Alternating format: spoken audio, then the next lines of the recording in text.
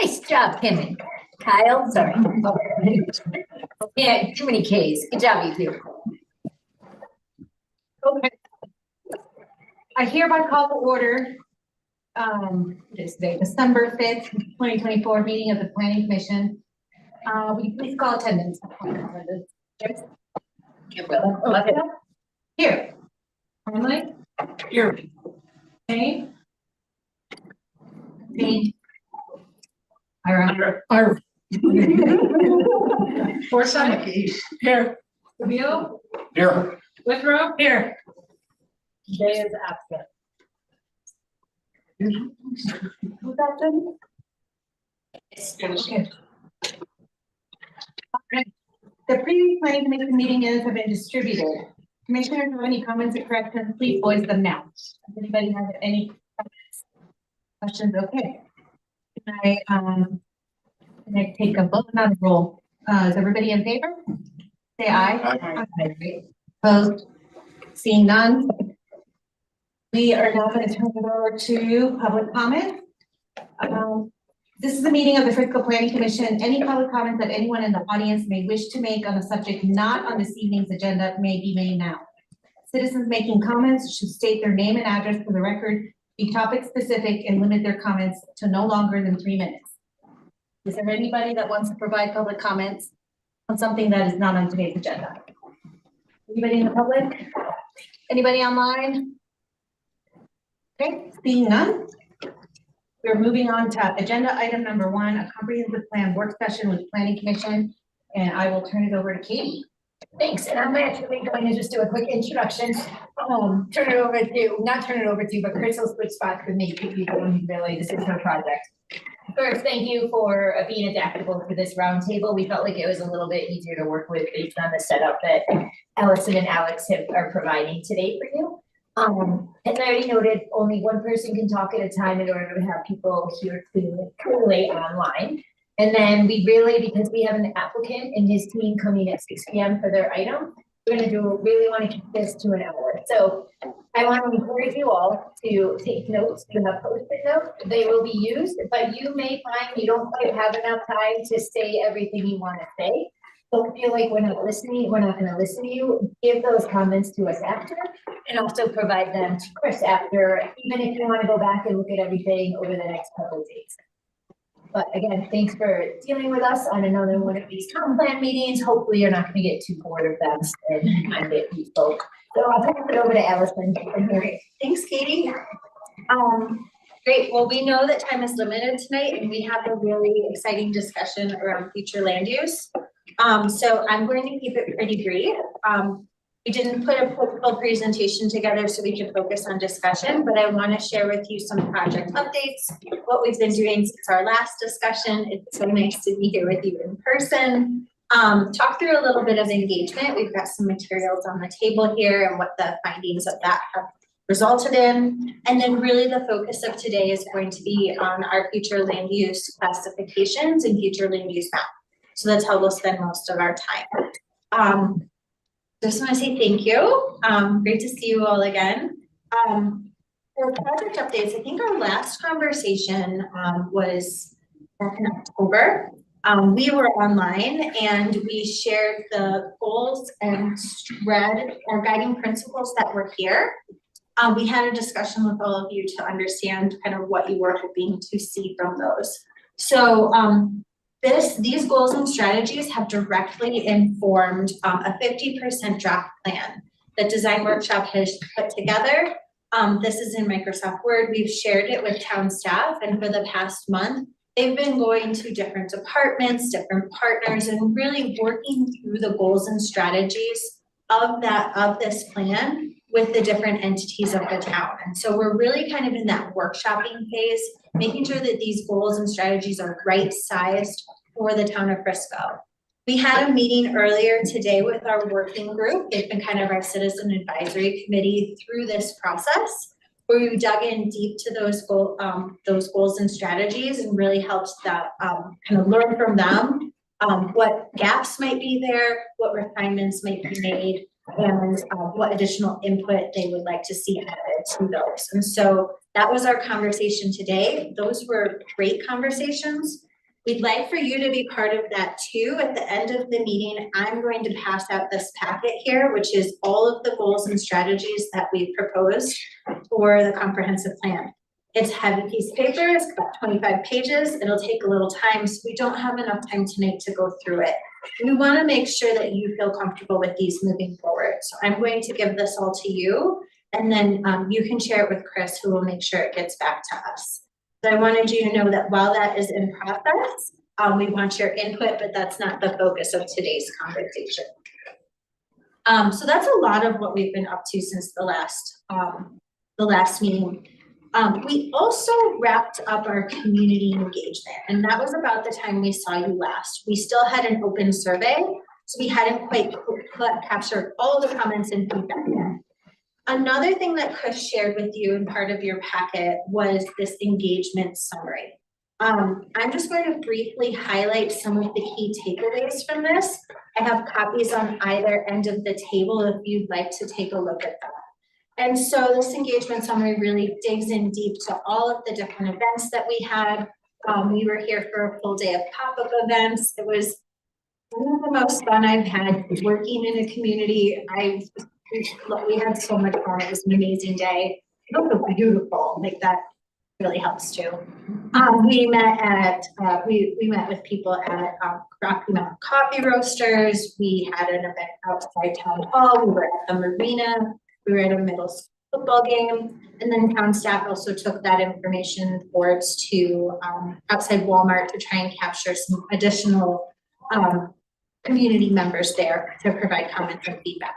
We had a survey with all of the questions that were part of that phase of work that was online. And that is also reflected here in this summary. There were about 190 total responses to that survey. So this summary highlights kind of the key takeaways from that. And so the purpose of this round of engagement was focused on scenario planning. And so we had 3 different scenarios. Scenario A was stay the course, kind of business as usual, continuation of current trends. Scenario B focused on housing and thinking about increasing housing throughout the whole community. So it was kind of our mid-growth scenario. Scenario C looked at housing and economic diversity. So it was a higher growth scenario because in addition to just capturing the current housing demand, there's also the increased housing demand from additional jobs in the community. So that was kind of a higher growth alternative.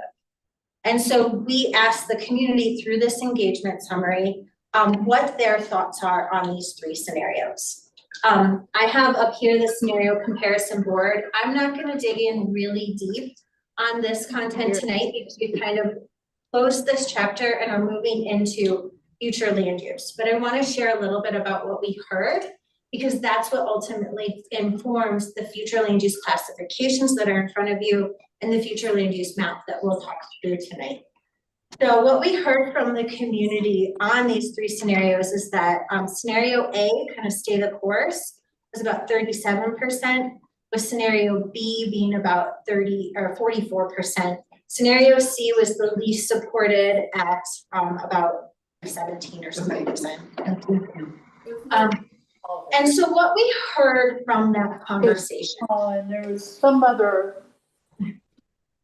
What we heard from that was that it's really, when we read into the Post-it notes, when we read into the comments, because we asked, which scenario is your favorite? Well, we also asked, why is this your favorite? And when we read through those comments, there's some themes that emerged.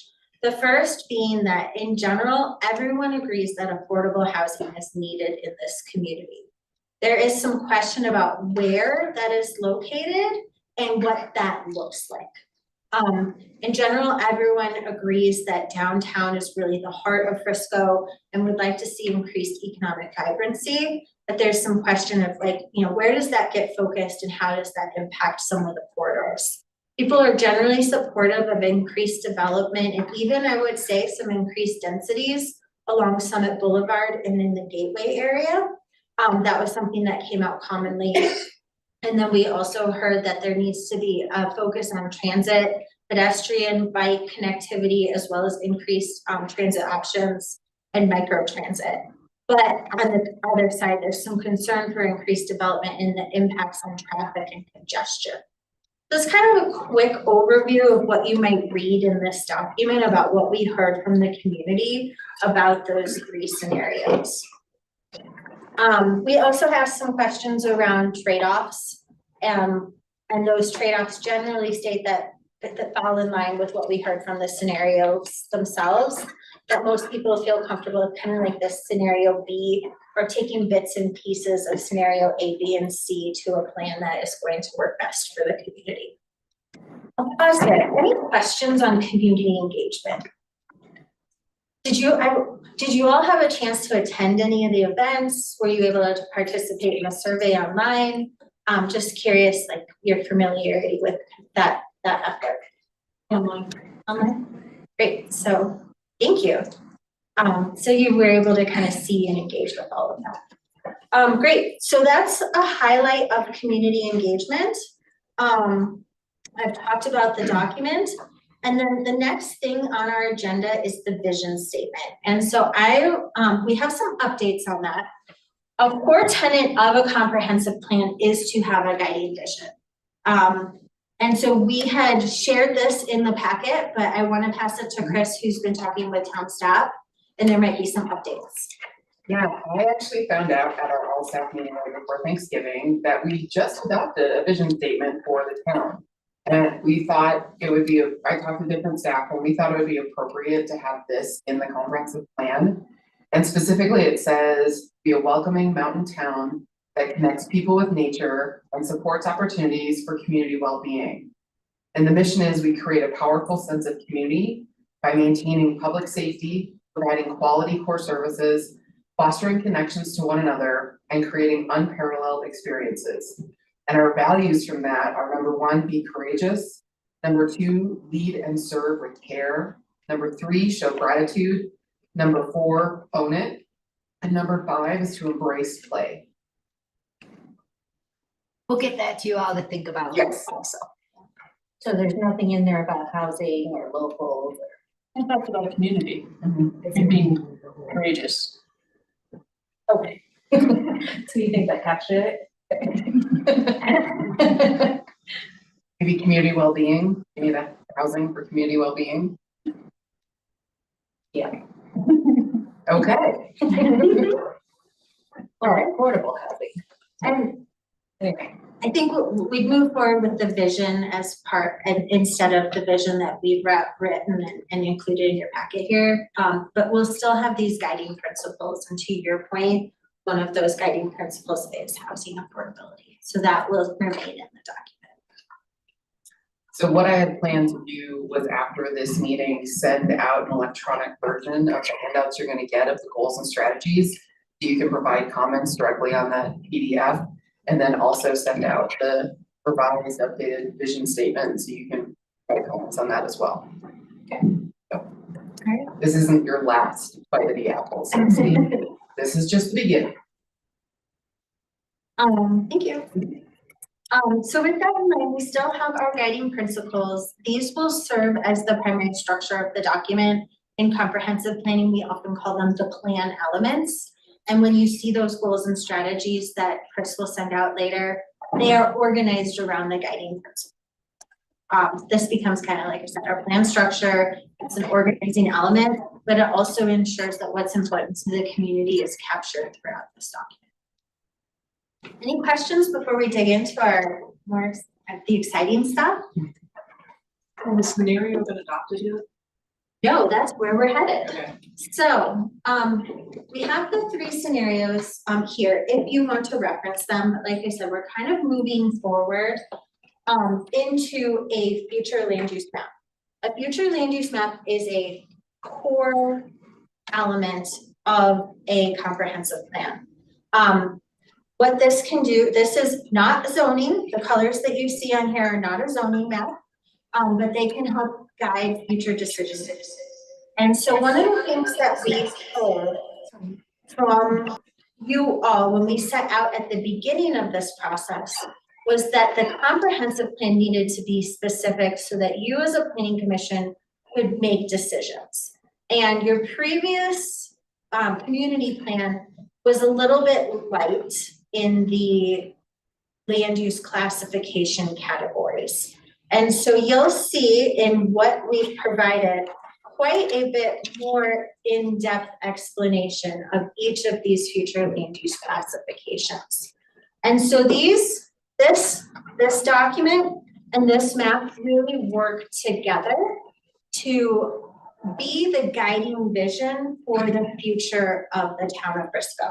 And so where this can help to benefit or to support you as a commission is when an application comes in that might need a conditional use or something like a PUD that references back to the comprehensive plan.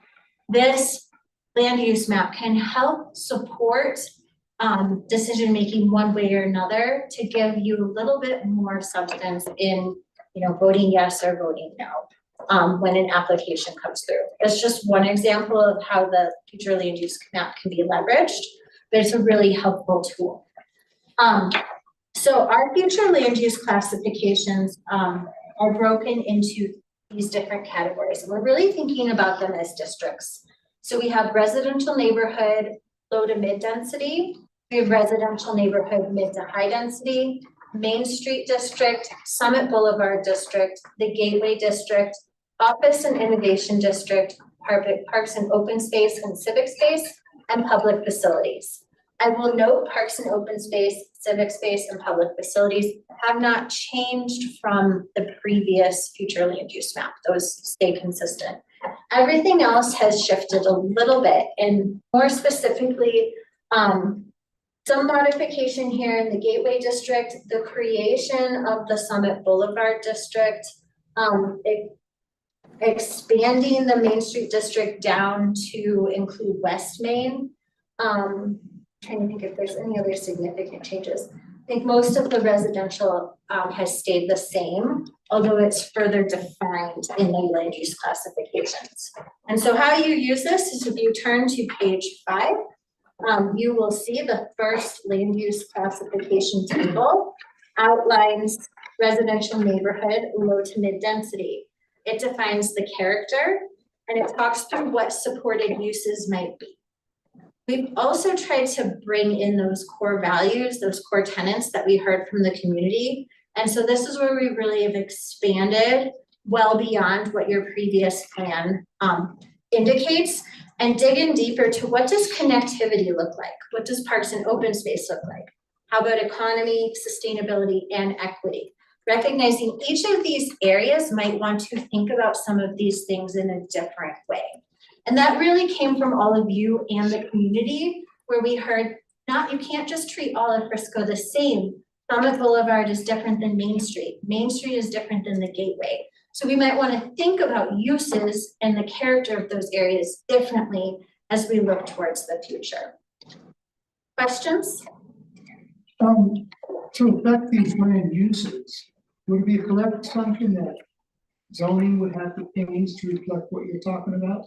Oftentimes, following a comprehensive plan is a zoning code update. You will find that the goals and strategies make some specific recommendations about areas of the code to review in detail following the comprehensive plan's adoption. How much room is there, or would there be in this document for sort of subgroups of your districts? Would it be able to treat West Main Street differently than East Main Street? Would it be able to treat the portion of the Gateway District that's on Summit Boulevard different than that which is down Dam Road a little bit? Would there be room for that sort of flexibility in there, or does it really focus on those districts as a whole? There would be room for flexibility. I'd be curious to learn a little bit more about how that might differentiate in those areas. If it's just one or two things that's different, maybe we can change some of the wording to be more broad and accommodate both. Mm-hmm. But if you feel like there's a really different character that designates its own district, then I think that's definitely up for discussion. Like height. Certainly, we talk a lot about West Main being very different than East Main, so wanting to make sure that there's room in here to sort of either push them together or allow them to. The West Main conversation actually did come out of scenario planning. Our scenarios looked at West Main in 3 different ways. And the comments that we heard back did say, really think about West Main as an extension of Main Street. But you're right, there might be some differences in kind of, building heights or things like that, that we might want to think about differently. So I think that's why we're here today, is to dive into those sort of discussions. Before I open it up to all of you. Oh, yes, please. Go ahead. Oh, I was just curious, why is the Lake Hill not represented here, because it's technically out of town boundaries? It is, yes. So that is, Summit County. Question? So just one question is, I kind of can't tell the difference that much from residential neighborhood, maybe that's me, my eyes are like that low to moderate density and the high density one. I'm wondering for the purpose of this map, if it's an opportunity to differentiate that a little bit better. And then does that sort of follow the underlying zoning? Because, for instance, just as an example, like the area around Miners Creek Road, when that, you know, not the one in Bill's Ranch, but it seems to me like that's higher density. Like, RL, residential low and a little bit of RM to the north. okay, so it sort of follows the zoning. It does. Okay. And then in regards to like some of those residential areas that are along Dam Road, I guess to me, the Gateway is more of a mixed use semi-commercial area, and those areas are they're just, Would you I say? don't know. And you're talking about a future land use designation, apart from the fact that whatever the zoning is the zoning, but to me, that wouldn't be more mixed use commercial type area of town. You're saying it would be residential, is that what you're saying? Like high density resident, yeah, like I don't know, but there's a commercial component over there. I think It's very fringe. behind you. I Oh, think you're that's what fine. Andy was getting at, is there is a big difference between such as the single lots over there versus, and they're all zone gateway right now, where we don't actually allow multifamily residential by right. Oh. So, Yeah, like what's this, like point? But the- whatever it's called. I think maybe flags another comment of, we are proposing, you know, in the Gateway District to encourage housing. And some of the questions that we flagged for you, if you all want to turn to page 2, there's a list of about 10 to 11 questions. We can go through these individually. These are kind of to flag food for thought. This is your meeting, so I'll let you all determine how you want to guide the conversation. But these are questions that we've flagged, and that building height is definitely one of them. We are suggesting 3 stories on Main Street. But there's a question, is there 4 stories on Summit Boulevard? So these are the sort of refinements that we do look to all of you at Planning Commission to right size our suggestions here and make sure it's in alignment with what you would want to see. This is a future land use map. It is not zoning, but it can help to guide and direct what you would hope to see for zoning in the future. So if there are things like housing isn't allowed here, but we have interest in seeing that and we feel that it's limiting of the development potential of this area, how can we consider this future land use map as a first step in a tool to have that conversation and possibly update the zoning code in the future? How detailed do we want to get in this meeting? Does it matter how deep we dive? I was nitpicking over like, why is the north side of Galena included in the downtown district? There's only residential. That side, and like the south side of Granite is not included. It seems like it should be more than the same way. So are you saying you'd like to see the pink extend to No. here? Lower than that, actually, it should be just up to the Galena Street, right? Because Yeah. there's no businesses on Galena Yeah, Street you're on the right. north side, right? So I would look at, turn to page 6, which is your Main Street district. And I would think, and then you have residential neighborhood mid to high density. And if you look at the differences between those, what would you like to see in that area in the future? Does that limit potential businesses in that area that you might want to see grow into more of a Main Street district? Or do you feel that it should be limited to residential everywhere except Main Street on that side? That's kind of the question I hear you asking, and I think Yeah. that's for you to help guide us. Yeah, and I think because 20 years ago, the central core, whatever, was Main Street, Granite and Galena. It was intended to be like Breckenridge, you know, how you have Ridge Street and those other streets that are still, they're not Main Street, but they're still sort of Mixed use. mixed use and Yeah, I just think like it's on and the over south side. time, it's become less and less over time, Granite. You know, even the side streets are no longer really commercial and now it's, so I don't know, so it's a good. Yeah. A good point. I don't know if we wanna just continue to see Galena and Granite just be residential, cause I feel like. It seems like we should allow ourselves the opportunity to approve it maybe. Yeah. If something came through that was the right sort of an opportunity, we wouldn't want to limit ourselves to this document to where we couldn't do something like that. Yeah, and I was just thinking about future zoning. But it's If you get into additional- heights and stuff like that, how does that dictate the heights on those streets, right? Yeah. Because if all we ever see is residential development of those streets, is that what we're looking to do in the future? Or do we really wanna create more of a district, not just one street? I think it'd be nice to have a little retail extend off of Main Street. Yeah, Or I at agree, least, especially I on mean- the side streets. Yeah, I see it on the North South side streets rather than the Galena and the Granites. Mhm. And, but right now we got that 80 West Main going underway. And their whole ground level is gonna be commercial. Well, 20%. Hmm? A portion of it. Anyway, sorry. I'd be interested to see how well that actually fills. Yeah. And how successful that is in not revitalizing, but vitalizing West Main. Andy, Yeah. didn't we talk at the last comp plan that we did about activating alleyways and all of that being in the last comp plan? I feel like, Yeah, remember like with the Pullman Distillery and that Yeah. conversation?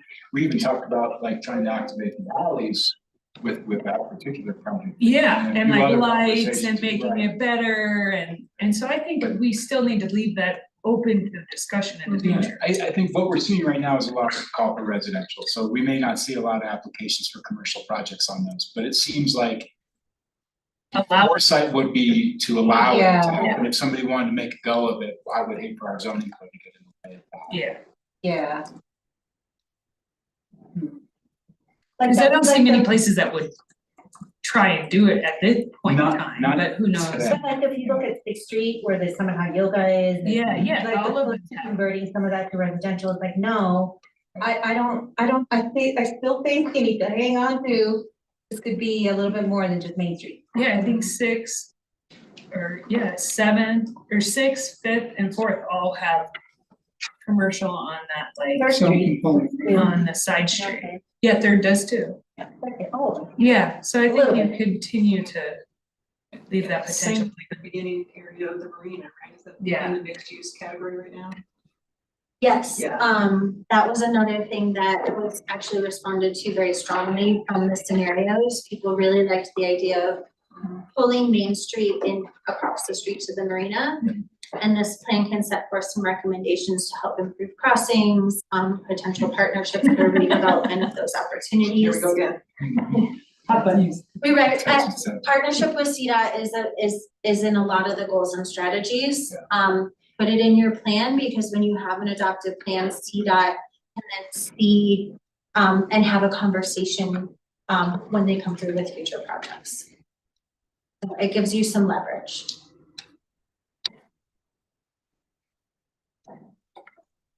Are we supposed to consider the questions that you had? Yeah, I mean, you can consider, the questions is food for thought. If you want to just react to the math, really, it's how do you want to help shape this for your future?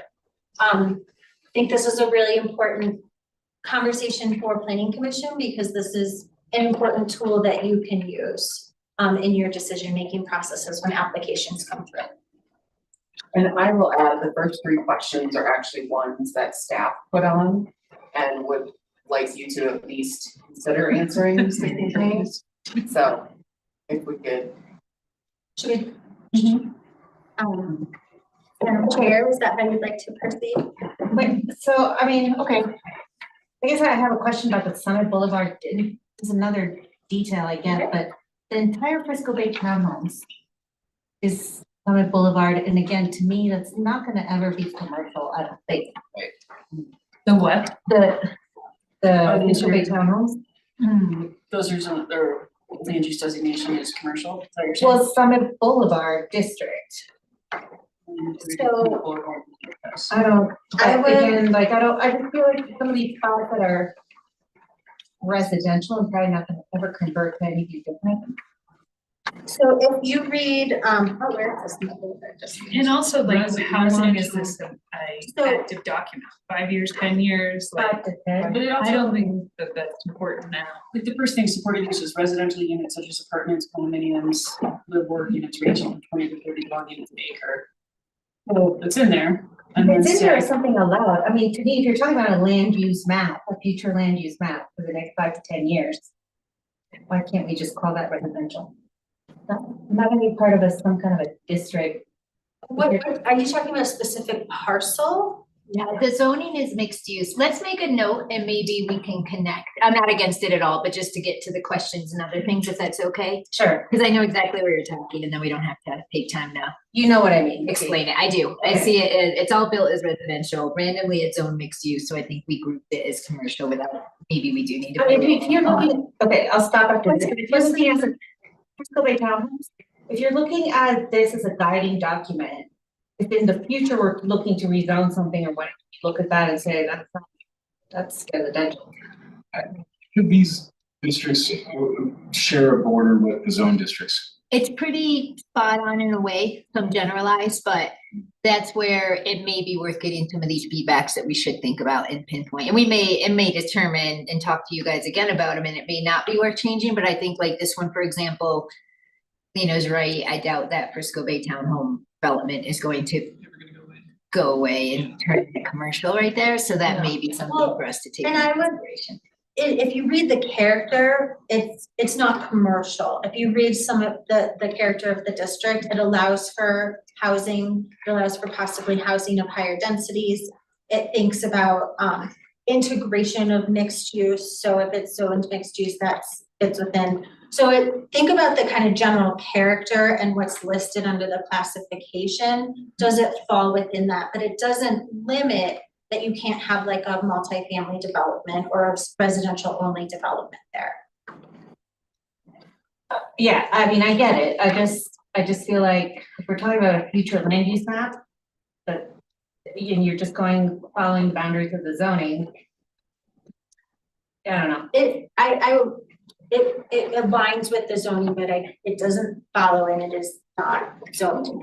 The characterizations here are very different than what you would see in your zoning code. I think that's what it means. It's kind of, Yes. we're using the same names as our zone districts for these land Yeah. use districts, and so it's confusing to keep them separate. But, Or to find the real value of it. I mean, I'm sorry, I mean, to sound rude, but, you know? It's like we're talking about a future land use designation that's gonna be a guiding document, but you're naming it Emmett Boulevard, a parcel that'll never be anything other than high density residential. But it's Anyway. intended to be for the whole district. So say there's another parcel there, what would you like to see there in the future? And so are there uses that this can recommend that might not be allowed now, that might help to incentivize, bring to the table some sort of future opportunity? You see, you know, the limitations and the work that you do here as planning commission, where do you find you're kind of up against a wall sometimes? And how can this plan help to support moving new development in a positive direction towards that vision of what you would hope to see? We'll move on to the questions. Great. Happy to do that.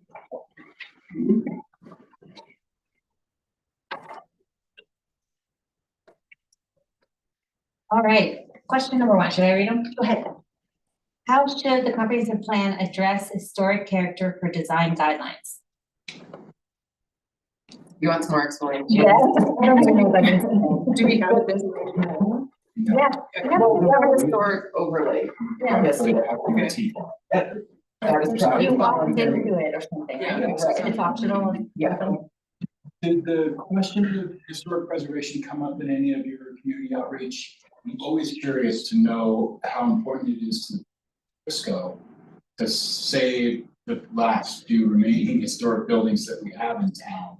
It- I don't know that. It's a great question. It came up, I would say, in layers. So the first layer was kind of this desire for people to maintain the character of Frisco. And I'd say that historic preservation is kind of tied into that. The second was we heard a lot of comments around the concern for older buildings that are being torn down and built into kind of larger single residential properties.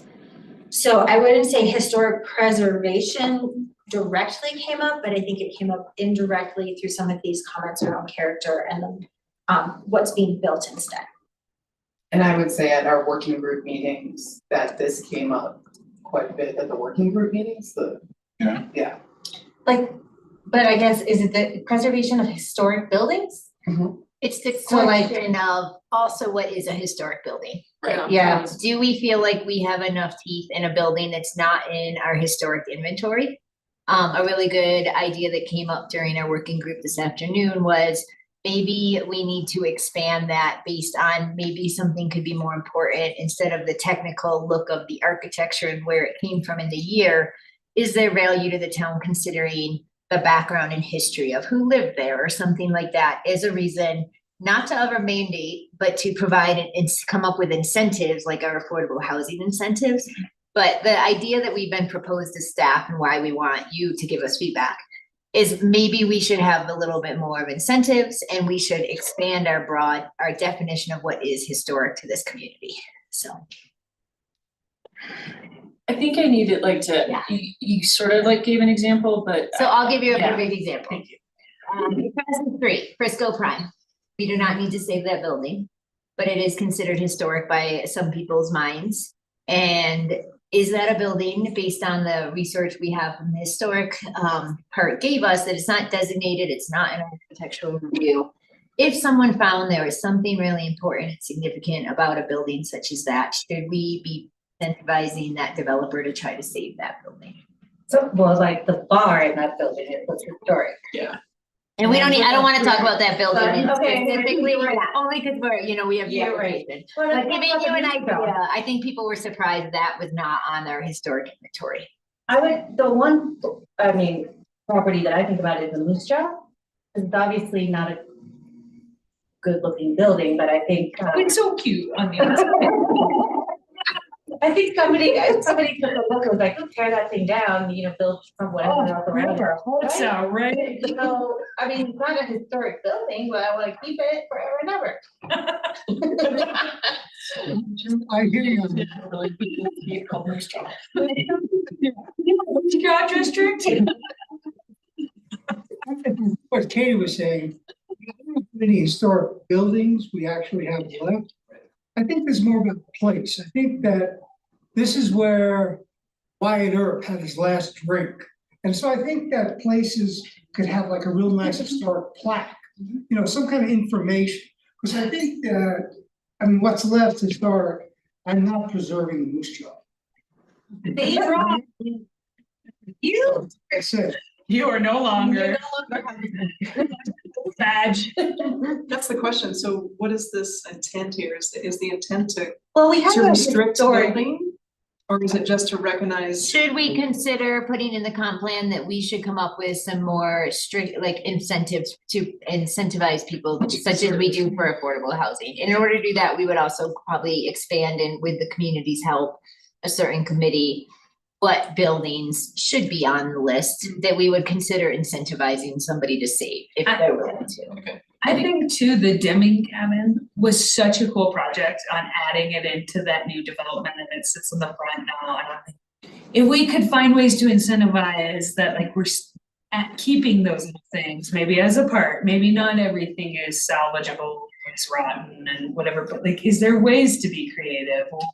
If the town goes, hey, this is something we could flag as important to us and we put it in, the historic park or We at next least think Excelsior. that we could. I think we're supportive of that. Yeah, if they can be designated somehow, like this is the list of resources then yeah. What about Well, other types of? Yeah, we gotta move on, number 2. Not to kind of. You can find a second. Please ask your Okay, next question. How should the comprehensive plan address infrastructure and easements on private property to incentivize connectivity and not limit development feasibility? So the explanation on this one is that we are looking at creating pedestrian connections, whether that be asking for an easement on every parcel, saying, hey, we want the front 10 feet, a future implementation of a sidewalk. Do we want to ask that and put it in the land use regulations and supported by the comp plan? That we want to create that pedestrian connectivity, even in some of our different neighborhoods that don't have it right now. So that's something that we want in direction from the planning commission. How feasible is it to clear additional, like, you know, there's a lot of sidewalks that are under snow right now. Right. Is my question would be like to take, you know, private property rights or whatever, not take, but, you know, purchase private property rights or whatever this may be. How feasible is it that it's gonna be year-long use? Well, to me, if you have something on a plan, if you really do have a plan, like I wanna put sidewalks on Granite Street, and I'm not gonna let go of that plan, then yeah, we should be doing that. I feel like we should be asking for easements, and it has to be in the land use code. I mean, I'll give you guys the example of the town of Silverthorne, where every property that developed along Highway 9, we asked for it. It was, well, it was in a plan, and then it was in, you know, some requirements, like design requirements. And so when every developer came to the table, it's like, but we need an easement right there. Yeah. It was required, and there's no other way to do it. Nobody's gonna donate it. Yeah, we're not asking And I- necessarily for construction during the development, but just that we have an easement. Yes. Yeah, That in exactly. the future, the town can come in Exactly. and If you put it on a plan and you put it into some document that has teeth, I feel like you need to do it. quick. But does anybody else have anything to say on that? You guys all agree? Okay. I mean, I think we can prioritize, you know, some of the connectivity through town, I think is glaring. In its dead ends at bike paths, and I think if, you know, if we could focus on some of those areas. You know, maybe some of the stuff where we're actually having to worry about bike paths through the reserve. Or, you know, taking people, you know, some of this stuff is pretty easy, I would think. Safety and the street Yeah, plan that just- we already have versus Just, you know. the reserve and those is not as important to me as the things that we've discussed in the safety of the central core. In this plan is more important A to lot me of times we personally. already have right away Yeah, in those areas, and I think we can focus on those. And yeah, it's a great idea to have everything connected ultimately. For now, for our 5 to 10 year plan, let's get the Galena. low-hanging fruit. Yeah, let's get the right away. I mean, granted, not Galena, it's not Granite. granted. Yeah, granted. Okay. How should the comprehensive plan address view corridors? So would we want to support a recommendation to map view corridors in the town? Okay, what are our views would you guys say our views are Royal, Wichita, Little Chief? Peak one. Pequot? South of that. Buffalo? Are you on 60? And you, is it, I think this is more tied into the slippery slope of the height restriction. And that's more important to me than like that, and that protects the view corridor. You don't let the height get out of control. I think one thing that we could look at on something like that though is, you know, talking about height limits on Summit Boulevard.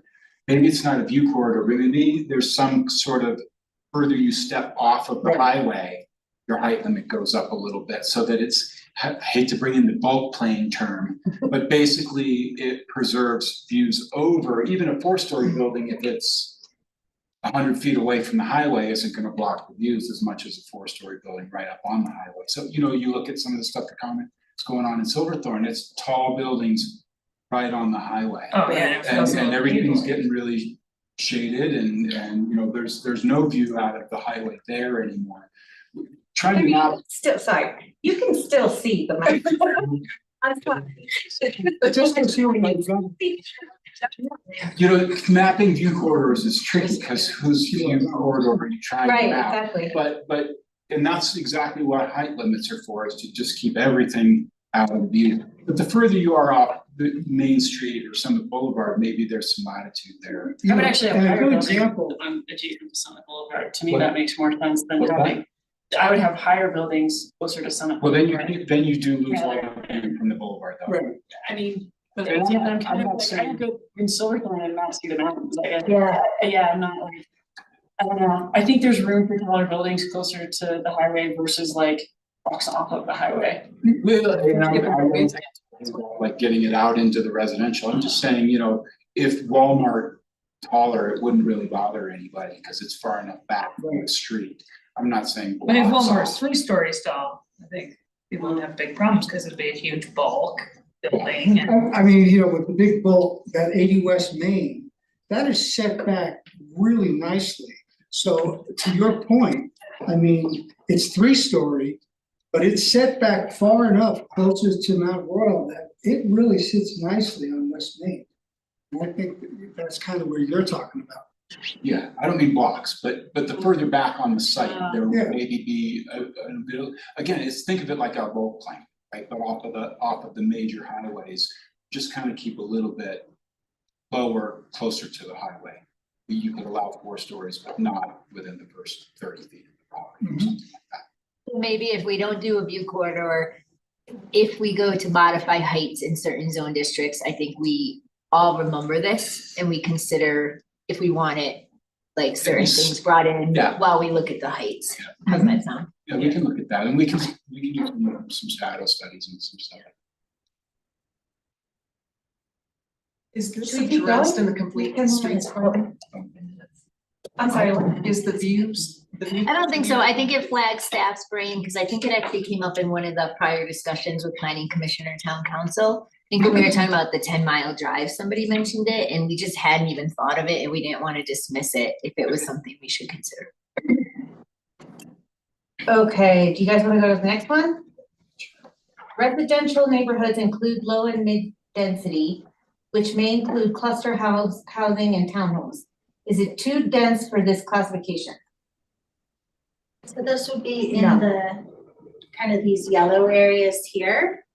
If you look at page 5, supported uses, residential units, 1 to 10 dwelling units per acre includes single-family homes, accessory dwelling units, cluster housing, townhomes, duplexes, and triplexes. Buildings should not exceed 3 stories. So does that feel appropriate in these the lowest density residential areas? How many homes does it take to be considered clustered homes? There's no No specific, idea. 5 or There's no more number. typically. What we're really looking at, you can consider, so right now it's the zoning for a lot of that is residential low. But you could add townhomes, you don't limit how many townhomes you could build. So are you okay if we say in general, you can have townhomes, that could be opening the door for people to think we're encouraging higher development. You still have density to look at and limit things, but are you, like, we hear positive and negative about the new townhomes going in closer to Main Street. Do we want to continue do we want to support those more north and south, or did we hit our limit of north and south for those bigger townhome units? I feel like those are kind of in the right districts that we've seen the large density right now. And then Where there might be a couple parcels, but I think it's, you know, it's hard when you know there are only a few parcels that could, Yeah, in certain districts, accommodate it. It's hard to say only these 3, but RL right now is 4 units per acre. I think it's 8. 8 is the low. Yeah, and so you can see Medium is 16, I think. I'll double check. Highest 16, 12 is medium. thank you. Okay. I think every- So I was just curious because this says residential units 1 to 10 units per acre, but really we're talking about 1 to 8. four, 8 to 10. There's nothing below, People will build what they can. right? No, I mean, we're not, Yeah. 1 unit per acre is not in the zoning code. And again, this is No. us getting pretty detailed, and I apologize, it's just when we saw it, we were like, ooh, let's make sure the planning commission knows we wrote cluster housing and townhomes. do we really mean that for this area? Otherwise, can I just ask a question? So otherwise, like say you have a 2 acre lot in light yellow that is gonna be, you know, has a little home on it and some developer buys it and tears it down, wants to redevelop it.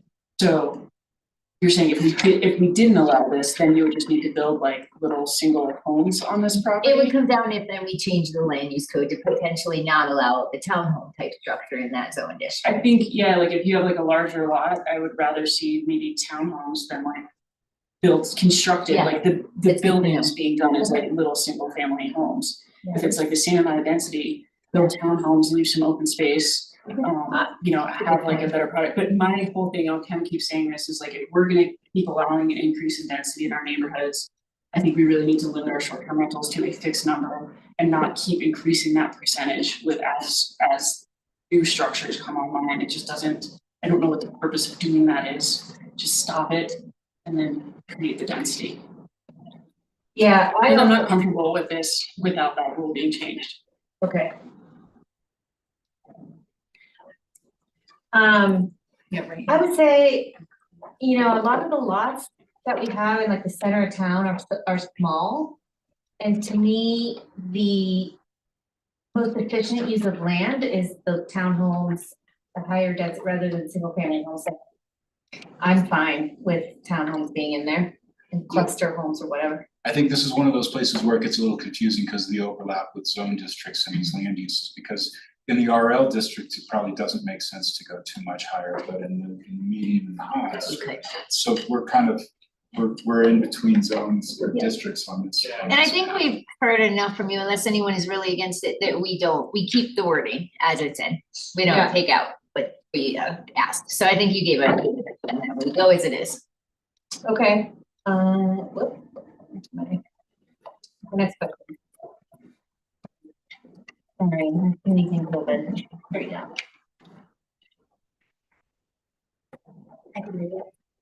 Can you please, sorry. Many of the design criteria related to connectivity suggest street trees. How does planning commission feel about street trees and snow parks? As Public Works. I like to.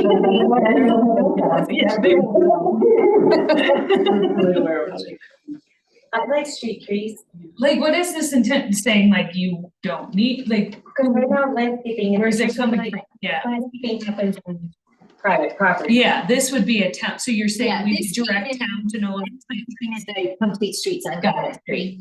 We have a lot of street trees planted, and some of those owners on Granite Street were like, we do not want these trees going in front of our. That goes back to the view corridor too. But it's my own personal reason. What, I don't know if April knows more. It's not from her A neighbor. lot of is when they grow up and then they have these big nice. You have probably a very nice view of Peak One there. And so if you planted trees and they grow up and then all of a sudden the town just blocked your entire view corridor in 5 years. I just read what it looks like here. So the connectivity sections for, this is just one example in the Main Street District. A pedestrian friendly environment is encouraged with wide 8-foot minimum sidewalks, so that's appropriate, and minimal setbacks. Street elements are incorporated, including landscapes, seating areas, lighting and art, and cultural elements to promote economic vibrancy. So that's kind of, it doesn't necessarily highlight, like, it's just encouraging landscape. In the residential areas, it's written a little differently. So like I said, we want to think about how each class, how the character of each area is a little different. So in residential, streets should allow ADA and ProAg guidelines, accessible sidewalks and curb wraps, and designing pathways on the street is allowed. Streets should include landscapes such as street trees. So it's encouraging. Do you want to encourage street trees to help incentivize that in future development, or do you want to limit it that you have increased snow storage? I guess what do we mean by encourage?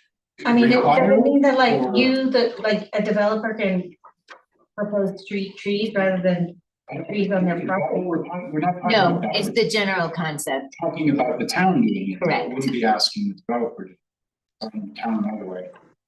So Yeah. I'm pro street trees and it's so good it's Encourage ourselves. like yeah, it's gonna it's if they just say it's actually is sustainable. Yeah. I just, street trees, historic. I don't think old pictures of Frisco are so much trees. We're trying to have 3 different conversations here. Well, It's a change. I mean, if we accept that it's changing the look of the town. I mean, street trees were never really part of the town. I'm just saying. okay. We could add them now though. Not on town road, for town, Why? they're not planning on it.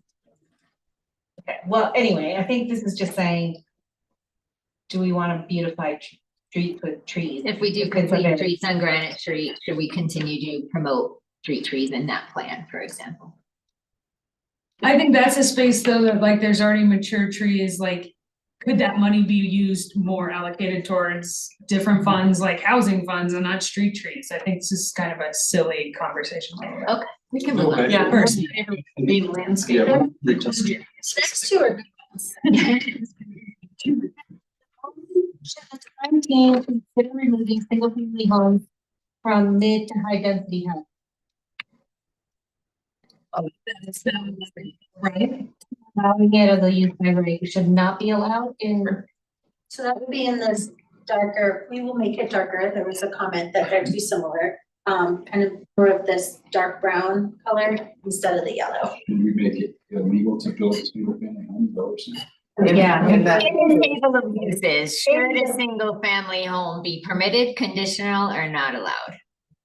We did hear in the survey, people made the comment, no more single family homes. And so that's kind of where some of this comes from. We attract into the community. We have to I would not say, supportive of like a new subdivision that was like built for single family homes, but in already existing development, I don't feel the need to prohibit them. I think, Yeah. it's not, we're not getting a lot of those applications. No, we don't really get any. So it doesn't seem like something that's a huge problem in town right now. Too many people are building single family homes. Okay, It doesn't seem like something. okay, next one. Should the classification suggest buildings higher than 3 stories in the Main Street district? Should the, Pink area, which currently does include West Main. Just kidding. So that would allow more than 3 stories on West. It seems like one of those areas that we need to keep down. I think you keep the view corridor on Main Street protected.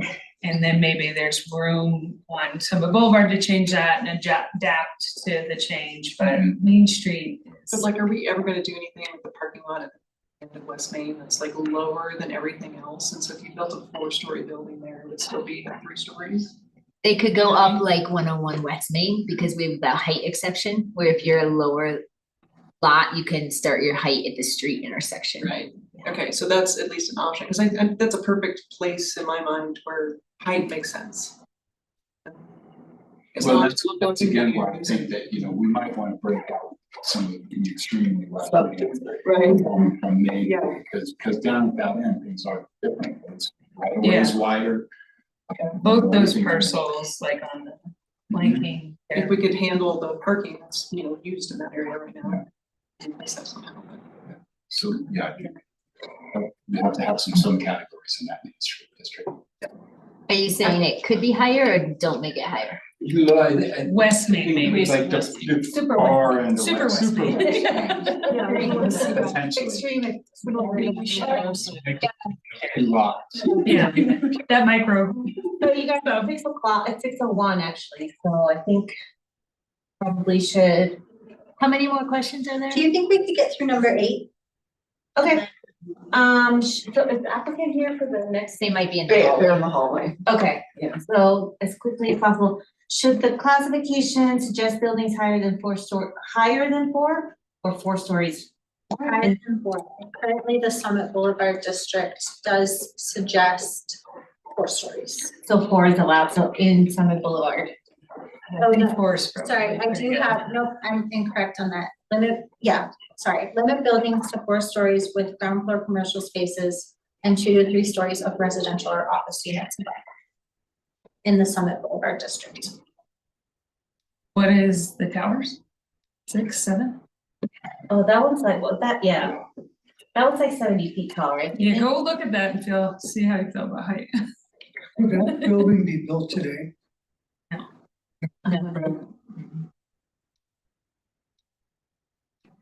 So did we change at some point our height requirements, like? There's some history to that I have to read. I don't know if even Lena knows from when she used to work for Frisco.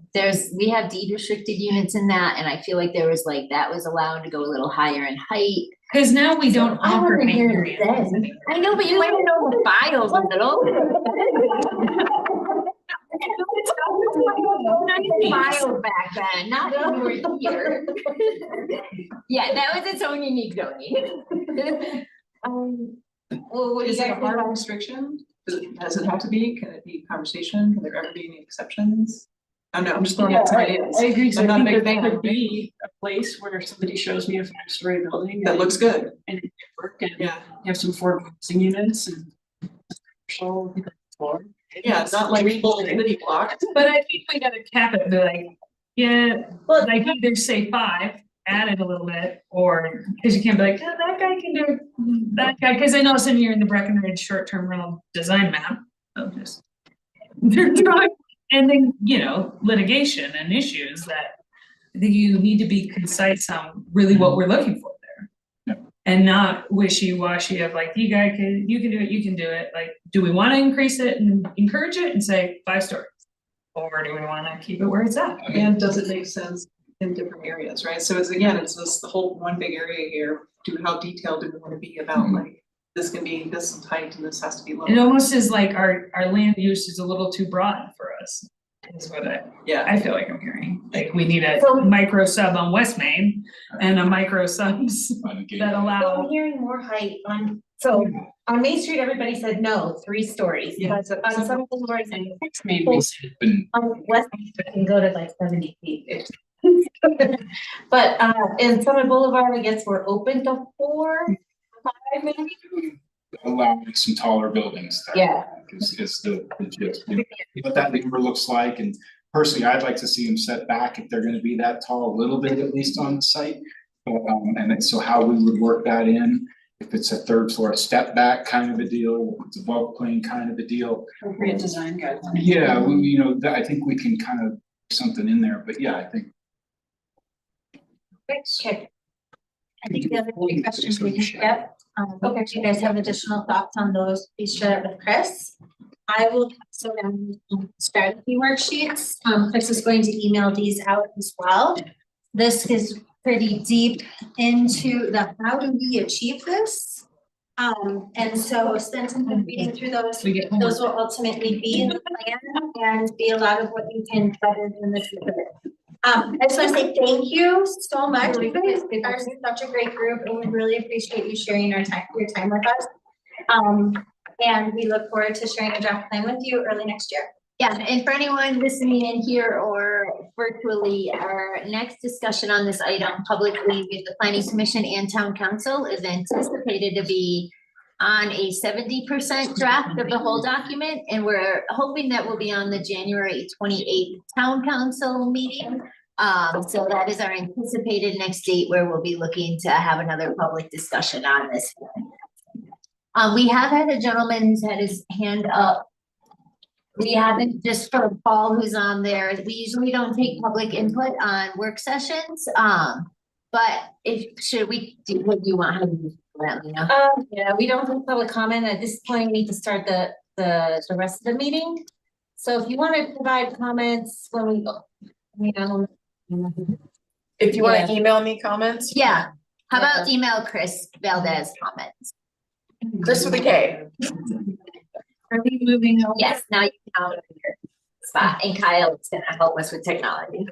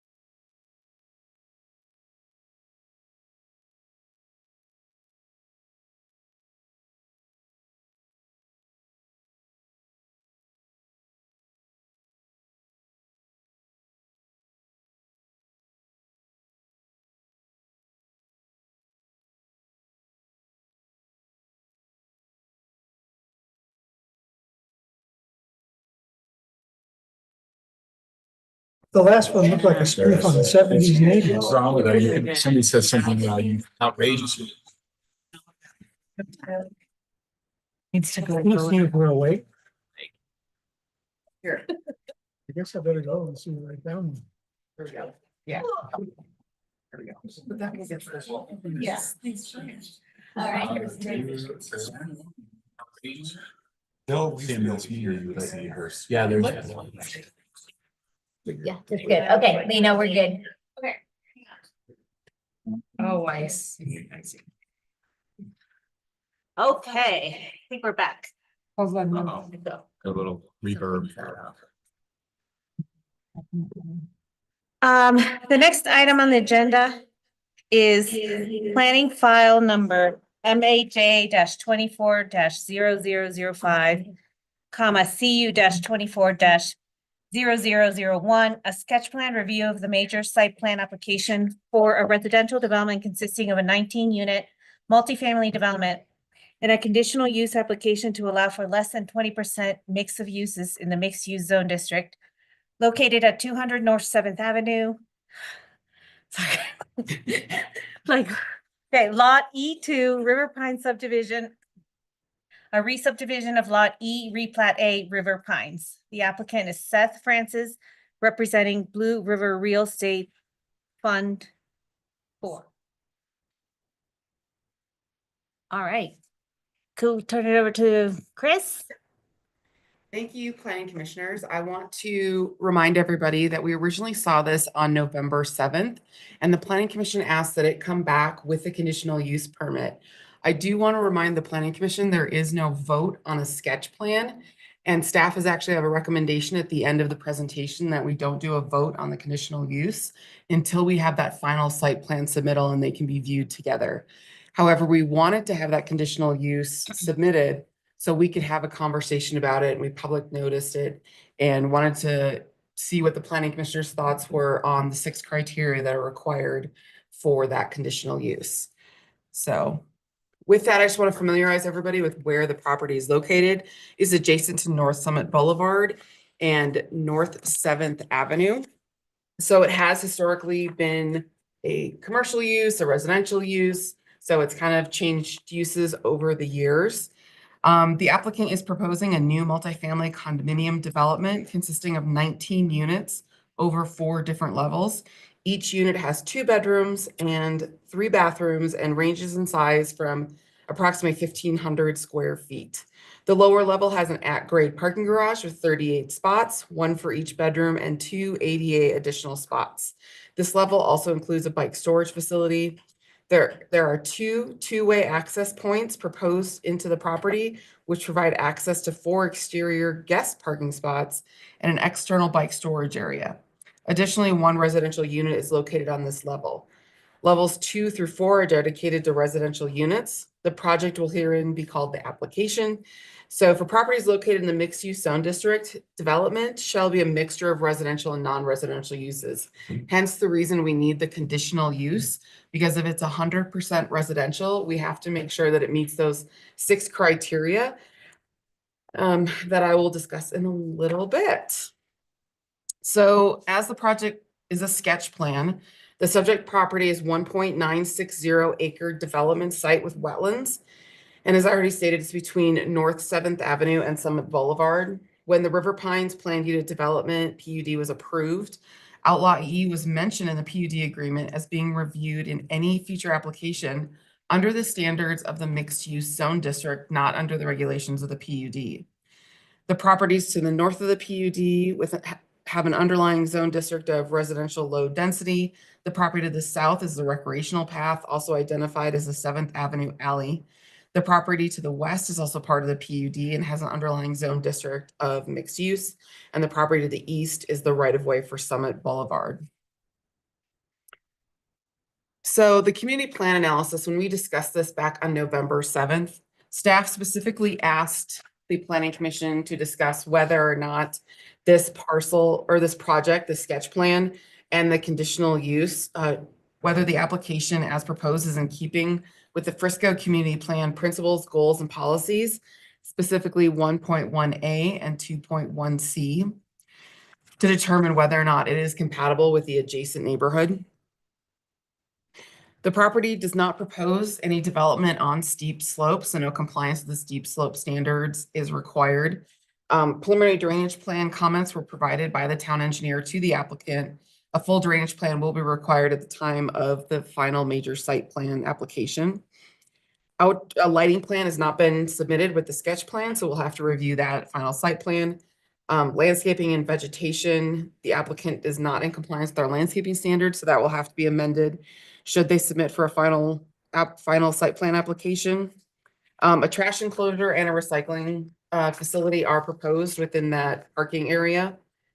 The application will be reviewed for compliance with residential design standards to ensure quality development and integration with the surrounding neighborhood at the time of final review. But I would also like the planning commission to discuss the changes since the November 7th meeting to determine whether or not they're getting closer to being compatible with the neighborhood.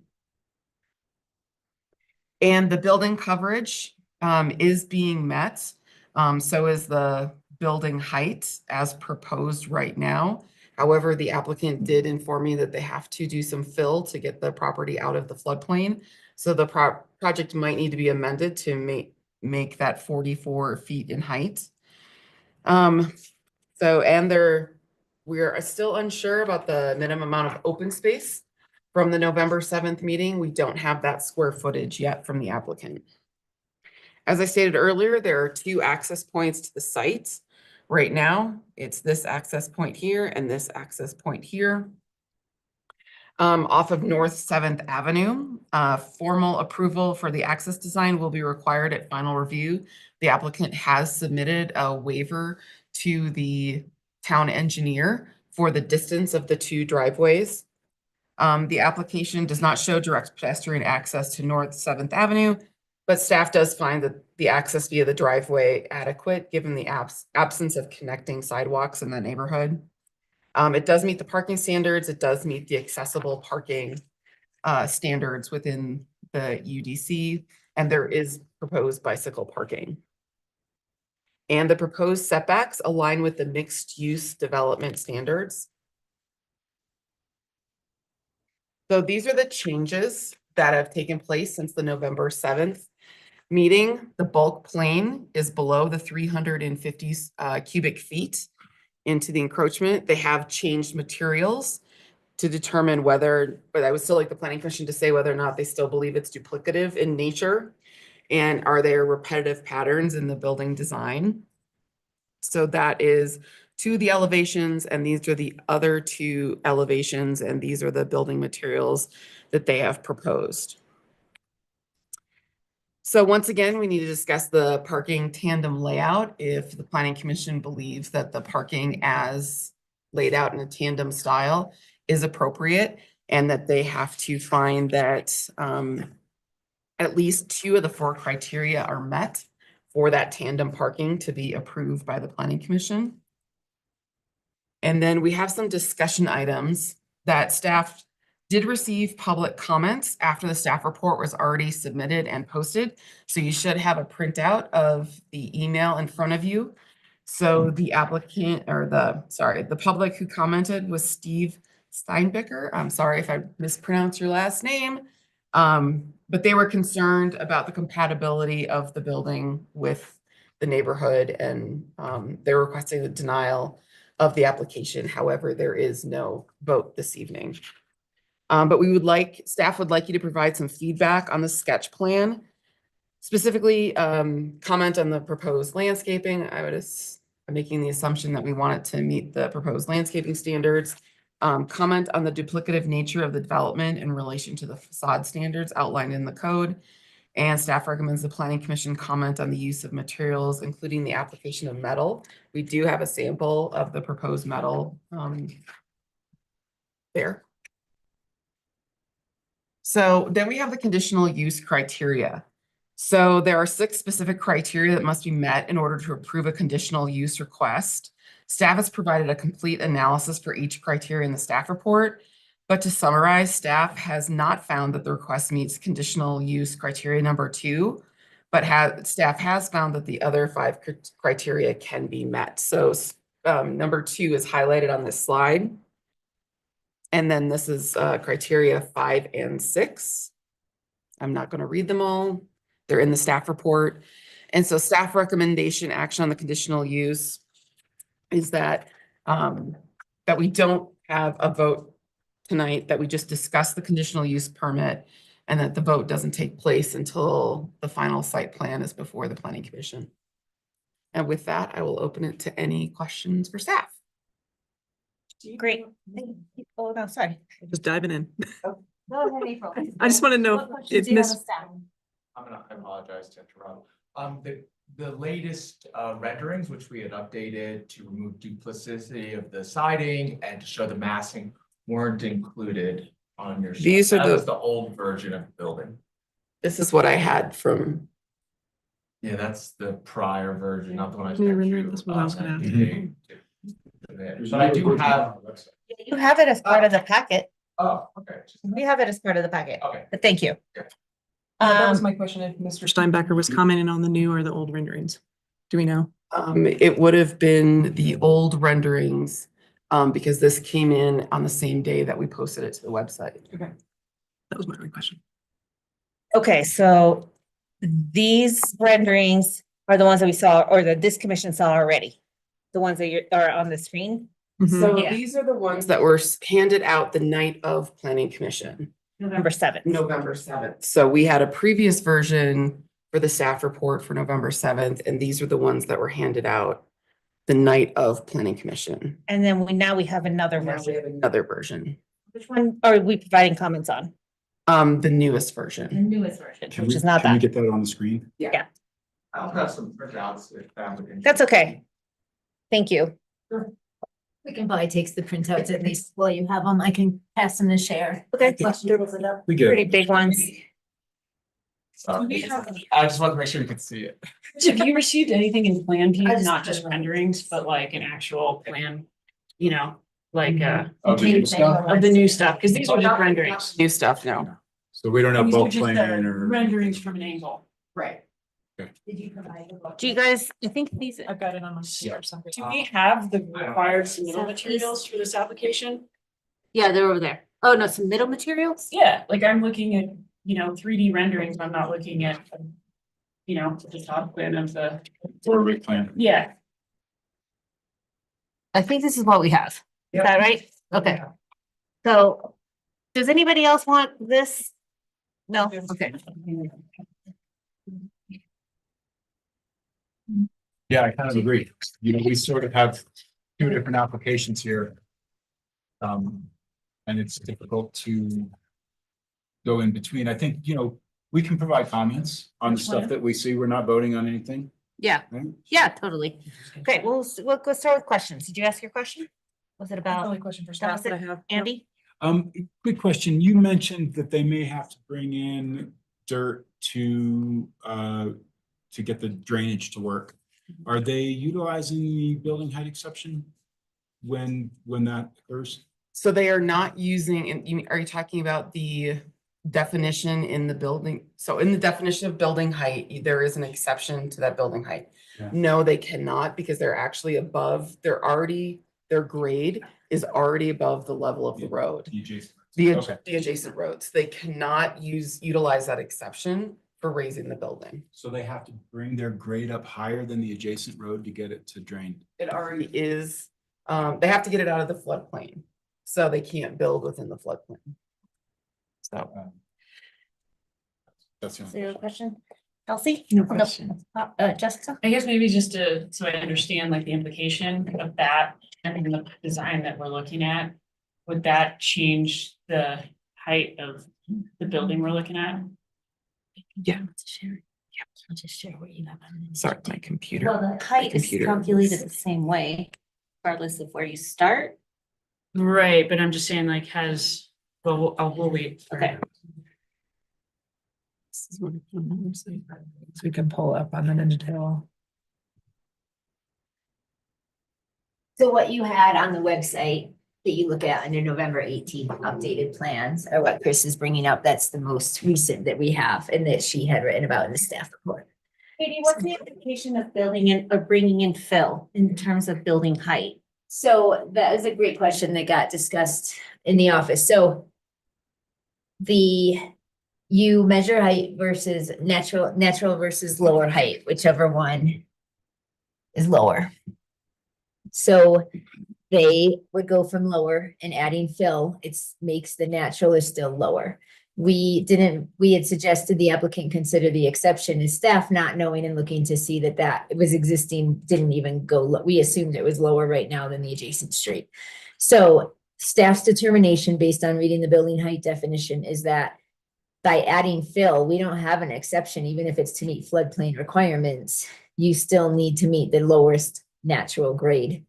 And therefore, we don't give an exception to be just because you're doing it to meet FEMA requirements. So if you have 35 feet for natural grade and you bring in fill, you're still stuck with that 35 You got feet. it. Yeah. Yeah. And then I guess my question specifically as it relates to like what we're looking at and how we're evaluating the design, the building that we're looking at right now, would that be too tall? Correct, I believe. By how many feet do we know We can approximately? let the It has to be applicant. raised address. 1 foot to come out of the floodplain, Okay. so it's 1 foot over And then hypothetically. for drainage, even more potentially? You can let the applicant answer that when Okay, you yeah, get to got the it. applicants. Okay. When you say that they're at the height limit, are you basing it off the elevations that we're seeing on the screen or the new ones that we're looking at here on paper? The. I'd Okay, let so- the applicant, let's have the applicant, since they have the updated info on where they are with height. Ira, do you have any questions No. of the staff? Oh, do you I think heard I'd that, sorry. more, on the conditional use permit criteria, would you just go over again the one that it doesn't meet and maybe and why? Just explain that a little more detail. So that particular criteria, it says the conditional use is compatible with the mix of development in the immediate vicinity of the parcel in terms of density, height, bulk, architecture, landscaping, and open space, as well as with any applicable adopted regulatory master plan or PUD. So as we stated at the beginning, based on my review, I don't know if it complies with the Frisco community plan as it's designed right now, which is something I wanted the planning commission to weigh in on. So that's an adopted regulatory master plan. Our attorney has stated, whereas that is a guiding document, the way this criteria is written, the commission has the right to approve or deny based on neighborhood character, not for the site plan part, but for the conditional use and that plan. So we consulted the town attorney after the last meeting, who stated we cannot require affordable housing units. That was part of the discussion last time too. But the commission does have a right to base this application, conditional use itself, criteria on neighborhood character and that comprehensive plan that we have. Thanks. And then specifically, is it compatibility with the neighborhood in terms of like the bulk and the character? And then you also mentioned the master plan. What specifically in the master plan? So that was the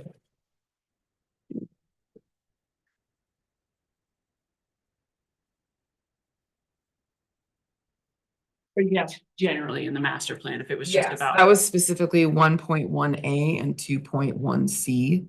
About so what I had written in the staff report is that the application is a departure from the neighborhood's existing character because the surrounding properties are primarily single-family homes. So. Okay. And commission does not need to take staff's recommendation, just to be clear. So. Thank you for that analysis. Any other questions? Do you have a question? Well, yeah, I guess just the bullet point that we are looking at that you had highlighted, is that an and or an or in that list? I'm trying to It's an remember. and. It's an and. So it has to meet all It of has to those meet all criteria. 6. It's not like the parking tandem where they have to meet 2 out of the 4. Right. They have to meet all 6 of the conditional use criteria. I have a question. As you've done some research on this property, what's existing there today? How big is the building in comparison to what this is proposal? Yeah. I imagine the footprint, since the footprint is super constrained, it looks smaller by just looking at it, but I guess I'm just curious what. Yeah, so right now the property is being used as a single family home with like 10 bedrooms and I don't know how many bathrooms, but it was originally constructed in 1970, and then it changed to a mixed-use development modification in 1993, when the town council approved a conditional use application to convert an existing multi-use structure, the old Billings Lair, to residential use. So it's 100% residential use as of 1993. But when it was constructed in 1970, it was a mixed-use development. So it had commercial in it? Mhm. Interesting. Okay, so it's some kind of a retreat or some like retreat. I think it was like a Like a cat, place you like could- a lodge for a bit. Yeah. When it was originally constructed, from what I've heard about talking to, you moved here in 1970. Right? You were working there. You probably have those records.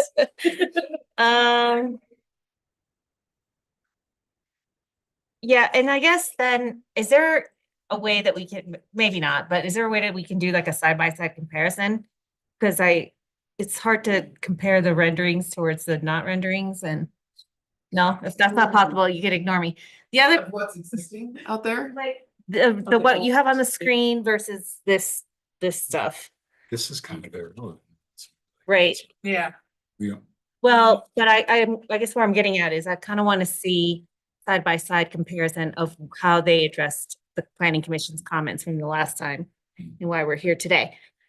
And one last ask, if you could tell me, which of these perspectives is from the street?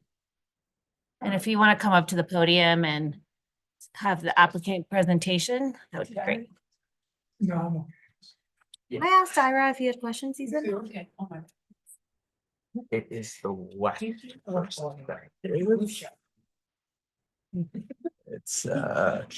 where are you? Oh, it's this side. Northwest, Yes. that's what I'm looking at. So if I'm looking Seventh at- Avenue is right. Okay.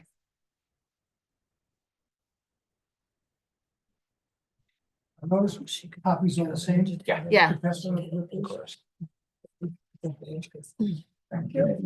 Share. Yeah, I want to make sure you can see that after last. So you said this northwest, this is Seventh Avenue. right? Yes. But it's at an angle. So this, if we're looking into Purcell, this would be the side we saw when we drove by on Seventh. Yes, the northwest, the one in the. You would turn, if you're coming from the side, so if you're coming off of Galena there, you turn the corner and you. And Lena, it's not the easiest, it's not side by side, but if any of the commissioners are online, you can go to our Ninja table, open the older plans and at least have them there. And then Chris can have the newest plans from the website, the 18th up. And you can kind of go that way, even if it's not directly side by side, that might be an option. Go ahead. Hello, Hi. everyone. My name is Seth Francis. I'm the developer of Blue River Real Estate, submitting this application. We had a meeting last month. I agreed with a lot of your comments. It was very difficult to see the massing because you could only see 2D images. The siding was duplicative. So I actually made a big change. I made a change in architects. I brought in BHH Partners, Jarrett, who you know, who's done other projects in Frisco, just has a lot more familiarity with Frisco, to make sure that the structure, which I agreed, kind of maybe made more sense in or Vale or Aspen is more Frisco. And because the timing to get a new planning commission meeting was so short, I had to submit something quickly for you guys to see. So I just wanted to show you an iteration. This was only, I think, 7 days after we had our planning commission meeting, which I think we made a lot of good progress on. But we've been working on it since for the last 3 weeks, which is why I wanted to bring you the latest and greatest, which really shows you there's a lot of breakup in the massing in terms of corners, decks, elevations, where the stone comes up. So I think we've addressed a lot of those current comments. I also wanted to just tell you what this building was. It was a dinner theater in the 70s, which I heard you talking about. Yeah, okay. So, and then it was bought in 91. It was remodeled down to the studs, 10-bedroom, 9-bathroom house. It is so funky when you're walking through it. It just keeps going and going. So it's actually a very large footprint to already begin with. It's been primarily used for VRBO, Airbnb. But it's falling. It's old. It's falling apart. The facade doesn't look great. Definitely something new could go on this lot. I also want to clarify the floodplain comment. We actually had a call with Chris McGinnis at 2:00 today to get some clarity on that. There's two options. One is you raise above the floodplain. It'd be about a foot or two above where we currently are. And then the other option is you could potentially remove all living space from the lower level. You can have a garage, non-livable space in a floodplain. So we kind of talked about that and we're exploring those options currently.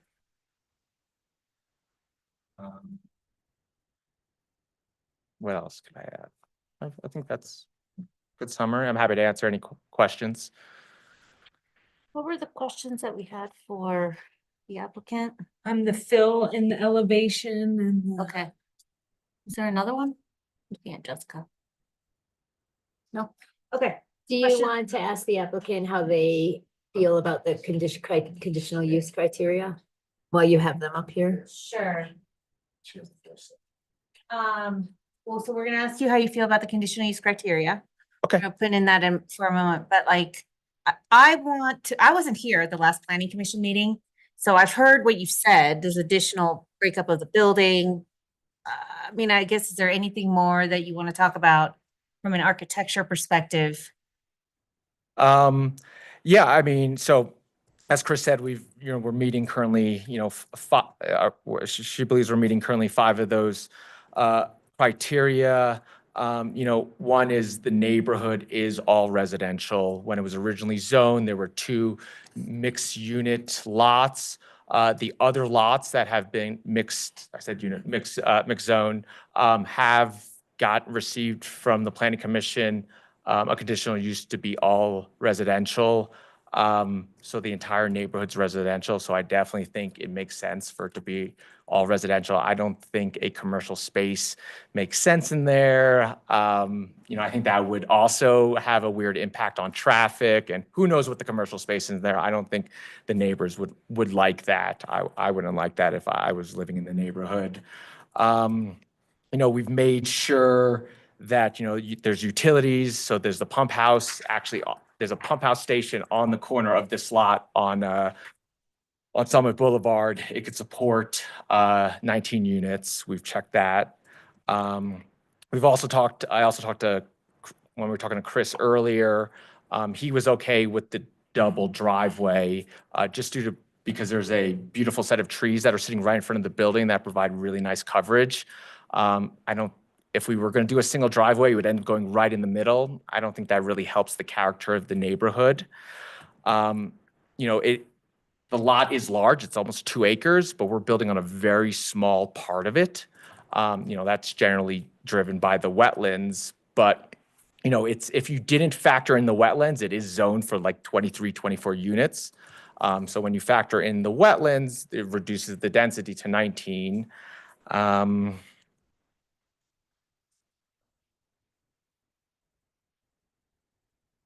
You even talked to Kim McDonald at Summit Fire and EMS about this. He says an NFPA 13 system could work throughout, standpipes, water sprinkler systems. So I think, even if you look to the building to the south, I forget the name of that development right off the corner. Marina Park. That's a large building, very tall. It's 4 buildings. 4 buildings. But tall, I think they're tall. I think there's 3 stories. 3, yeah, 3. I think it's in the staff report. Yeah. So, I think it would be a nice addition to the neighborhood, to the town. I'm also, another comment we received last time was about the traffic study and making sure we update it. We were using a traffic study for a development around the corner, the workforce housing. So the comment was to update it to also include this new development, which we're in the process of doing as well. April, did you have any questions? Sorry. Yeah, I do. So on the north side of the building currently today, there's older trees there, correct? Are you maintaining those trees? I'd like to try to maintain those as much as possible. There is a set of aspens, they're so beautiful, I hate tearing down trees, that are running right on the property fence, and I think we could save a lot of those. But the ones that are closer to the building will be removed. That you mentioned will be coming down where the driveways are. Seventh, I want to keep. You want to keep? I want to keep those so they provide nice coverage to the building. And with the architecture change, did the parking layout change? Park, no, nothing. So that's, all Nothing interior is the is- same? Yeah, interior is exactly the same. We made some minor changes to decks to make them a little bigger, break up some of the massing, but overall, the floor plan inside hasn't really changed. Okay.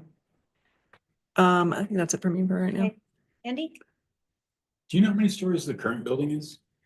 It is 2. 2 stories? Okay, and do you have a sense of how many square feet that is? Yes, it's 9,909 square feet. Okay. It's huge, yeah. On 2 stories. Healthy, any questions? I don't have questions. Thank you. No questions, thanks. Tyra? Oh, what will be the square footage of this building in total? It's around 47,000 square feet. That includes the garage, and the garage is very large, pretty much the entire first floor. And I can't see on this nice drawing. Surface parking, how much surface parking is there? Sure. So we've been able to get all required parking for the units inside. I'm not asking. Okay, sure. So surface, there's 4 guest parking spots. Oh, Yes, which is required per. 47,000 square feet, Uh, 4 spots. Oh, that's all I want to know. Thank you. 19 units. 19 units. Well, I want to be clear, there's 4 spots. Otherwise, you need a garage door opener to get into a spot. That's all I'm thinking. Okay, and then there was the question about the conditional use. Remind me what the question was? If the commissioners wanted to ask the applicant if he has justification for the criteria staff is not supporting, as far as believe he did address it by stating the residential in the neighborhood. Okay. So yeah, there's one criteria that staff isn't supporting, it's compatibility basically with the neighborhood, specifically the single family residences towards the north. And then across the street, there's a multifamily, but there's much small, 2 stories, 3 stories. I think they're 2 stories. Scattered Greens, I think is 3, I'm pretty sure it's 2. because I think you have 1 floor and then this middle, I think it's 3. It's Okay. 3. Yeah, and also just addressed another comment, there was a concern during the public comment section that we thought the building was very close to the house on the north. So actually, the garage is at the setback, which is 10 feet tall, but then the main part of that structure is another 30 feet back. So it's about 40 feet, 35, 40 feet back from the north property line. So it's not sitting right up against that fence and potentially blocking views and lights to the home to the north. That was my other question. Was the item that you flagged in the conditional use based on the old renderings or the new renderings? The new renderings.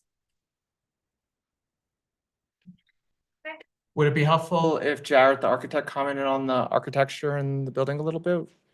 Or Jared, if you'd like to come on up and whatever you want to add, I don't think we need to repeat anything. If you have anything to add, otherwise don't feel pressured. Yeah, no pressure. Jared Puxy, we're BHH Partners. Yeah, our understanding coming onto the project was that one of the kind of the holdups was the overall architecture and design and style of the building that you saw on November the 7th. So Seth took that to heart, and he brought us on to bring the architecture into more of a mountain community style a style that's more says Frisco than something that looks more like it should have been maybe in Lake Tahoe or something like that. So we feel like by bringing some more natural materials to the building, and breaking up the wall planes that, with some decks and some different siding variations that, you know, we really feel like the new exterior facade design really belongs in the neighborhood a lot more than what you saw previously. So I think that's about it. Thanks. We'll turn it over to public comments. Do I have anybody in the audience that would like to speak? Come up to the podium, state your name, address. Hi, this is Barb Hervig. Brian Koldyke. We live in 203 North 7th Street, so it'd be right across the street from the building. It is that mixed use lot that was discussed earlier, which is a duplex. So there's 2 large duplexes on there. And I guess the only thing that I would offer for consideration is that the council think about a couple of the concerns. We talked a little bit in the session earlier about height and view corridors, which I know are precarious things, but going from a 2-story building to a 4-story building is quite a difference for all parties kind of surrounding that area. So I would ask that be taken into consideration. The traffic component that was talked about in the traffic study, there's concern that we have with 4 guest spots that resulting in overflow parking in the street and on the residence, which doesn't currently occur, given the single family nature of the homes and so forth. So with just that, ask that be taken into consideration as well as you contemplate designs and reviews. Thank you. Thanks. And did you sign in? He did. I gave it to him. Okay, great. Anybody else in the audience want to speak today? Seeing none, I'm turning it over to the people that are online. I see Paul with his hand raised. Paul, you have the floor. Can you hear me? Yes. You probably want to speak up a little bit more. Oh, now you're muted. Now, is that good? Yes. Okay. So my wife and I own the property at 360 North 7th Avenue, which is down in the cul-de-sac right adjacent to the rec path. My name is Paul Sale. Her name is Cindy. Our concern is the mass of this building in general. It's a massive building. When you refer to neighborhood character, 1.1A complement neighborhood mass scale and design, no way does that even come close to it. 2.1C community goals that you had up there, I think you all tend to feel a little bit woozy about whether that really is doing anything. It is, in my mind, the developer bought the property, has a huge amount of wetlands, so they're getting as much of a building on the usable space that they can. And if I was them, I'd do the same thing because they're trying to get a return on their investment. It's no mystery to me why there are only 2-bedroom units, because that limits the number of parking spaces they have to provide. 3 bathrooms, 2 bedrooms, 1,500 square feet. Do the math on how many people you think are really going to possibly be occupying those spaces, living in them. We've got 3.5 baths for a 5-bedroom. There's going to be a lot more people in there, or possibly more traffic, more cars parked. I believe they will spill out on the road. The road isn't made up for that. There's no sidewalks. We walk. We rarely drive out of there. We walk to dinner. We walk downtown. We're going to be walking around cars. If there's snow, it'll be a safety issue. I would like to point out commissioner comments. One commissioner pointed out the last time her experience at 5th and Granite, guest spaces used by owners, overflow on the street. Same thing would happen here. That's human nature, and there's no ability to overflow on the street. Marina Park, you mentioned. Yeah, but that has access off of Main Street and a lot of other street stuff, and it's compatible there. It's not up against, the River Pines neighborhood.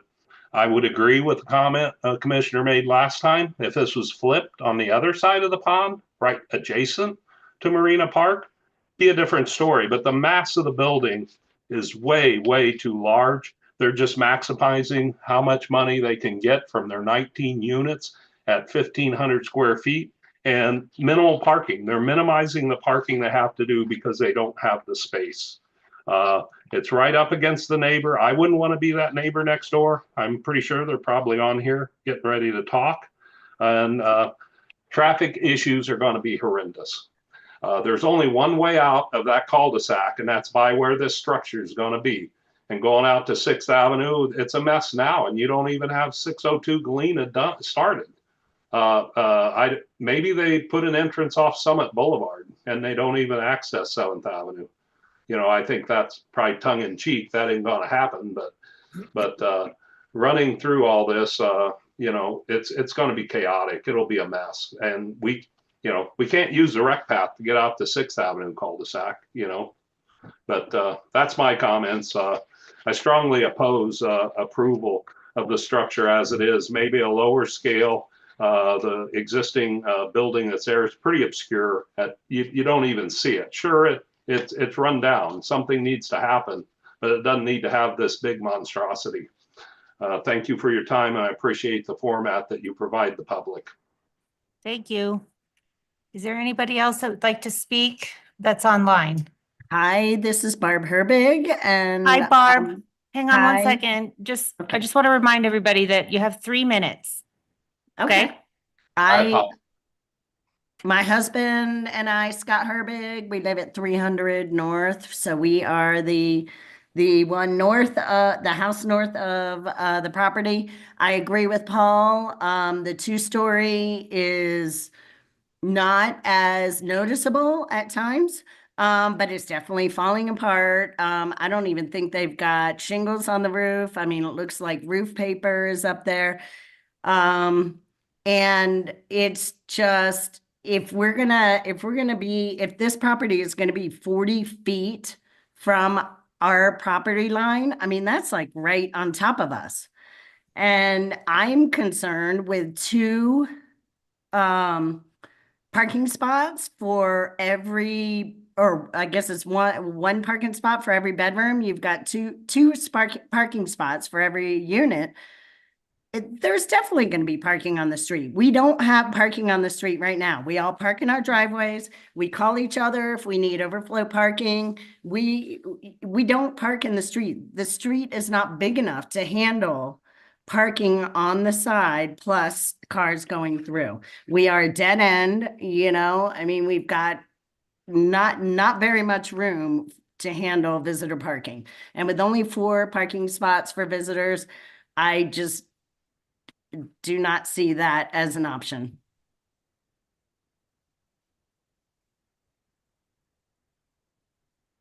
Thank you. Could one of you clarify, not right this moment, but what people's options are for parked vehicles on the street? Because I know they're not allowed. If you want to go ahead, yeah. So the town, no parking is allowed on town streets between 2 AM to 6 AM. So if there was cars parked down the street, they would, in theory, someone would have to call the police, complain, and then the police would go ticket and have it towed out. Right, thank you. Okay, I see Frisco Monkey with his hand, I'm guessing it's a he, could be a her. With a, you want to speak? Go ahead. Can you hear me? Oh, hold on. Okay.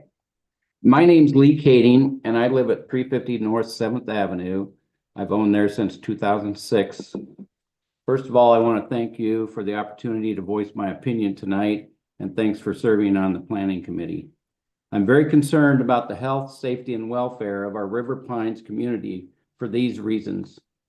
With each unit having 2 parking stalls, which equals 38, and 4 stalls for guests, that makes 42 cars. If the units are full and have guests with 2 cars, that makes 38 cars plus 42 cars, which equals 80 cars. Where is the extra parking going to be? I repeat, where is the extra parking going to go for their guests? I'm concerned about cars parking illegally. You are adding more cars with no sidewalks This area has no sidewalks, forcing all pedestrians to walk onto the street with some blind spots. This will be congested and very dangerous for all. Does the traffic study include pedestrian traffic? This is a poorly lit dead-end street with a rec path that with extra pedestrian traffic will be walking north on 7th Street to access the pedestrian trails. Very dangerous. Again, health, safety, and welfare of everyone's at jeopardy there.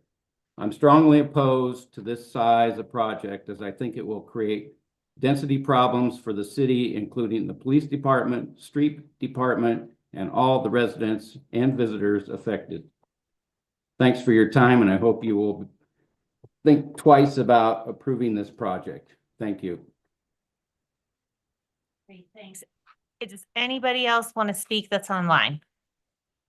Seeing none, do you see any? I don't see any more. Okay. Seeing none, we'll close the public comment portion of this meeting, and we'll turn it over to commissioner comments for the applicant. There's no motion on this, Right. but I think they do want to hear our comments. Are there any things, Chris, that you want us to specifically address? Yes, so I would like the planning commission to specifically address the criteria for the conditional use. And then I also would like input on the Frisco Community Plan principal goals and policies, specifically 1.1A and 2.1C, and I could read those if you want. And then also comment on whether the mass and scale is appropriate for the neighborhood, and provide feedback to the applicant on height, bulk, architecture, landscaping, and open space. Thank you, Chris. All right, Ira, you want to start? Okay, I'll open it up. So I only, maybe same as everybody else, just saw these newer renderings. So I'll start out with huge compliments. You have changed the look and but that aside, I mean, I still see duplicity. I'll call it that vertical duplicity. I could slice off the 4th floor and make the 3rd floor the top, and it would still look vertically duplicative. So, you know, that is part of my architectural problem.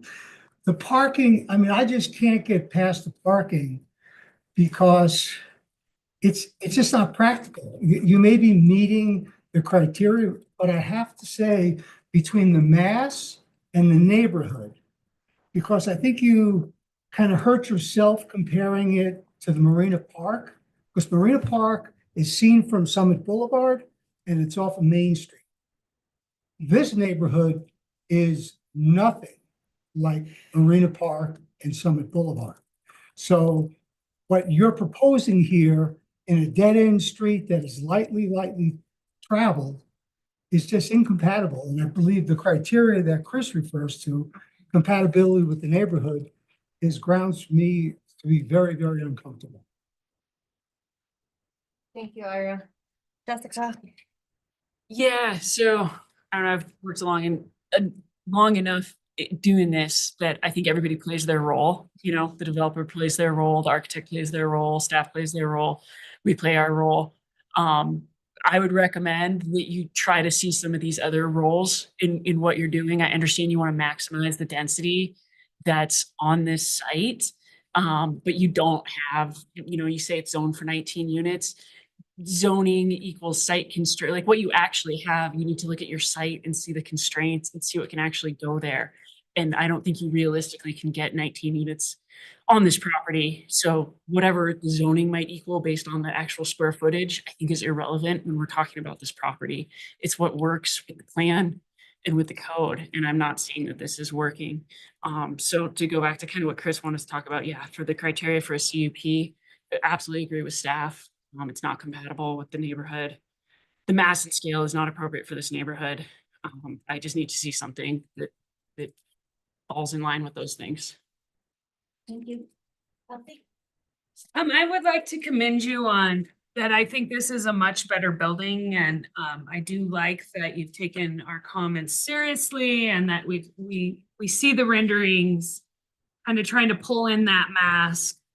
But I gotta say that studio is a 3rd bedroom and there is gonna be a parking problem. And you know, I'd like to pull in some references of like, yes, Marina Park is there. It's next to a large park, though, that breaks down that huge building at the end of our main street. Wrap-ins, a bike path, and then another huge building in the neighborhood. There's just not the compatibility there. What I see in Marina Park too is breaking up of that structure, breezeways, smaller things where you can see through the building. You can't see through this building. We saw a massive building like this trying to go in on Galena, and now we have estates on Galena after working hard and kind of trying to come up with something that worked in that neighborhood. It was a size of Whole Foods, and now it's broken up into expensive townhomes. Yes, we're not getting our affordability regardless here, but can we get something that you can make your money, as developers deserve to do so if you're going to purchase it, but if you purchase a property with huge obsolescence, you're going to have to bring a lot of creativity to the table. And I think you want to do that and you want to make money, but I don't see the creativity here to work with the site, to bring in the nature, to complement your neighbors. There's a lot of big homes that sell for a lot of money here. You know, I think you can recap your investment here with more creativity, with the site, with the exclusivity that people have a pond in their front yard, but 2 blocks from Main Street. I mean, there's a lot of selling points to this, that you're on a quiet neighborhood, that you're like this in this little enclave. I mean, I would turn to the alcove at Keystone, small parcel, river frontage, you know, where they broke up and they're standalone townhomes that sold for $4 million each. I'm not saying what to do with your business, but I think you need to find more creativity on a special site that you can recap your investment and work with this neighborhood. Because at this point, I think the conditional use could be granted. I don't see this being a commercial entity in any way. I just think it needs to be more compatible. Thank you, Kelsey. Andy? I'll also start by saying, I think this is definitely a better looking building than the last one we saw. Appreciate the effort to get it to look more like Frisco and less like Miami Beach. I also, I struggle with projects like this because being on the other side of the table quite often, I know how hard you've worked to get this to fit in our guidelines. And I do believe that you could get this to fit in the bulk plane and in the height limit with this density. The thing I keep coming back to is the conditional use that you're asking for. If you weren't asking for conditional use, I don't know that we'd have a way to not approve the project, because I think technically you're meeting the code, but that because of the conditional use that you're asking for, you have to meet that criteria. That's what's triggering that requirement that it meet the scale and character of the community, which I think we all agree it doesn't. Sometimes we have to approve buildings that don't meet the scale and community because they don't have that trigger that you do with the conditional use. But because of the conditional use, it has to meet that, and I don't think it does either. I agree that it's just too big. It might fit in the setbacks, it might fit under the height limit, but it doesn't fit that criteria for the conditional use in my mind.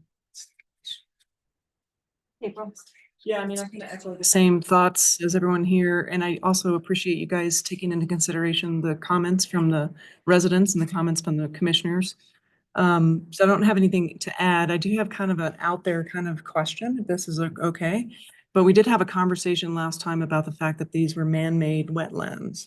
And so are those man-made wetlands still under the same requirements as natural wetlands? Yeah, Okay. they are. I just couldn't remember. All right, that's all for me. If you filled in the other side of the site, would it just move the wetlands to the other side? Can we move the wetlands to the other side? I'm pretty sure the code is. Yeah, potential. Yeah. But I don't. I think know that's the the cost. A lot of problem, work right? in Is the that They Army have to Corps. cram everything in the Yeah. corner of this lot, and so if we could figure out That's some way to work how the that. lot is. Yeah. So, I'll start with a question. Are you allowed to put decks in wetland setbacks? No, it's outside of the wetlands, It's next to it. next to it. I'm looking at it. They have cantilever decks. and- If they're cantilevered and they're not going into the wetland in any way, they can be across it, but they can't be touching or have any type of supports that go into it. You may be looking at a dotted line, that's our 5-foot construction zone to get. Oh, I see. Okay, okay. Back. Okay, I got it. We're outside the wetlands, yeah. Okay, well, I guess we're all sort of unanimous. I feel the same way as everybody else. I think you made a lot of progress with this version of the building. I wasn't at the November 7th Planning Commission meeting, but I really didn't like what I saw when I saw those plans, so this is better. You've made improvements. I also don't think that this is meeting that criteria of the conditional use. I don't think we need any kind of commercial component in this building. I think all residential makes sense for this neighborhood, but it's 4 stories in this location. I don't see how you can make a case for it. To the north, you have single-family residences. Across the street, you have 2 duplexes, a couple small 3-story multifamily, and Marina Park is 3 stories. So if you had a way to like step it up somehow, but I think you're really maxed out here. And I don't see how you at this point in time, I don't think you're meeting that criteria for the conditional use. And when this comes back, I mean, I want all the regulations to be met. If there was an issue around landscaping, that has to be addressed, height, everything else.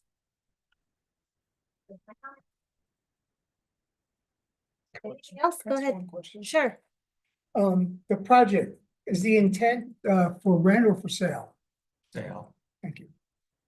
I do have a question. If I'm not asking for a conditional use and I do 80% residential and 20% commercial, could something like this work? Because then we don't have, as you were saying earlier. It would be harder for us to find, I think, something in the code that you would be in violation of. Right now, I think we're all agreed that you're in violation of that code, that clause in the conditional use. The other stuff, I think, if you came in without it, we would still feel it's too big, but we may not have the teeth to do anything about it. I think you'd have trouble putting any kind of commercial component into this location. Yeah. It's tricky. Like a studio or offices or. It's up to you. Yeah, and I think you should work with staff on figuring out what to do. You heard our comments. Thank you. Thank you. All right. Staff and commissioner updates. I barely have anything for you tonight. December 19th, the next planning commission meeting is canceled. So this is our last meeting before the holidays. We would like to know ahead of time, and you probably don't have your availability on the spot right now, but our next regular scheduled meeting is potentially January 2nd. That to us sounds like there could be quorum problems potentially. There's still breaks, things like that. So if you could look at your calendars and let Kim know if you're not going to be there, so that we know if we should anticipate canceling that meeting due to a lack of quorum, that would be appreciated. It would assist staff also just on timelines and public noticing over the holidays. The 3 of us are gonna be here. How I'm about you not guys? sure. You're gonna be here, you're gonna be here? I might be leaving around. If we have something that legally will meet deadlines, we will post it. As of this time, we don't have anything. So you have nothing for an agenda? Correct. If we get something submitted, a new sketch plan in the next week, we legally could put it on January 2nd. Okay. So it'd be a scramble for staff with the holidays too. So we may still not, but we just. Say there's not quorum.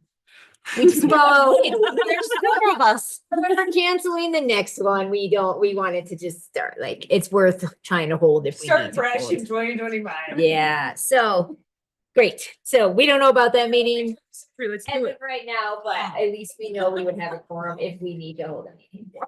We never going to Canberra. Not gonna make it. January 28th, you heard, is our anticipated joint meeting with 70% plan. I don't even want to say staff. We try to look at ourselves all together. I have held up a little bit of the review of what we have right now. There's 2 chapters I haven't gotten to. Chris has, but I would like to read them myself. And so we are behind on we are supposed to get those to the consultants yesterday. So based on, I'm causing a little bit of delay right now. So aiming for 70% on the 28th, but I want to recognize that we have caused a little bit of a delay on our end. Comments on this paper version? Yes. Yeah, Yes. she's gonna send a PDF. I'm gonna send a PDF, so if you could either do it on paper or you could do it in comments and PDF.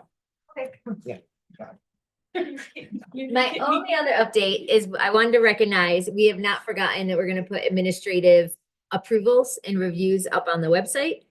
I haven't had time to figure out how to run a report, which I know I can do, but so we're not forgetting. I promise we're gonna do it, but it's not there yet, and you can blame me for that one too. I think that is all I had for you, yes. Was the I was just gonna ask, was the holiday party, what happened, whenever that happened? No, that was just an employee, the seasonal employee happy hour, winter happy holiday. There will still be a holiday party. You'll get invited like always. I think they're gonna do January again, like last year. I think it was at the end of January last year when they did it. They've started doing it post-holiday, so when you think you're done with the holidays, we're gonna throw the party. Yeah, we have not heard any details ourselves yet. And there was something about like you can get a free hat or something, you have to go to HR. She's got some next door, so. What did free that? They're great. They're great. There's lots of I might have one tucked in my sleeve. I saw Here. somebody in the office. There's like 8, you get 1 knit and 1 baseball hat. Yep. There are tons of selections. This is one That- of that's the, it. one of the knit One of the, options. there's like 3 options for each. Yeah. So I have to come, what do I have to do? It's open. Oh. Yeah. Ew. HR's been harassing me, do anybody doing something? I know, I'm gonna be- I do. You do? I don't, but. Yeah, you gotta like log into AG. And it's for the social media and agreements of represent. That and like you might need to update W2, otherwise it'll be mailed to you. So Oh, yeah, Kelsey. there's instructions on those emails of exactly what you need to do. So you may want to check how your W-2 is getting mailed to you. Well, yeah, I guess this is the first year Yeah. that you were having to do this. $100 a meeting. Like, I know. Yeah, it's not worth it. Can I donate? my- We opt out. I like car wash and the boat Nordic rentals Center. and the Nordic Center. Yeah. This other stuff. We did the comprehensive plan review. We're looking at the land map. There's a lot of comments. We gave a lot of comments. When are we gonna come back and like finish that and align that with the like code? Is that actually gonna happen? That's later. Yes, Sometime in 2025? that is our. But we will do that. Yeah. Okay. Yes. The first thing we're gonna do is start making code changes, bringing them forward to discuss. We'll be doing the same to you with the housing plan that's already adopted. James is putting together code changes for that too. And we are actually already working on some code changes, such as landscaping and some other cleanup items that we heard from the town attorney, that we've heard from you all. Just some simple stuff that we'd like to clean up when we're slower in the winter, so. And do we ever go off as a group and kind of do that, or is it always in a public forum where we do those types of conversations? Extra. Treat. I feel like it's a spa day for us. We could drink wine and not talk about planning. I've never seen it done at planning commission that's not a public hearing. Okay. The town council does do a retreat where they discuss things. I don't know if anyone here has heard of a planning commission, those who have been planners before or not. My experience is it's always in a public forum. Now he's really nice this time. I'd like to. If you want to pay and budget that There you first. go. There you go. Oh. April, you can run away and pick up my kid from college. How about that? There you go. Motion to adjourn. Well, hang on. Uh-oh. I just-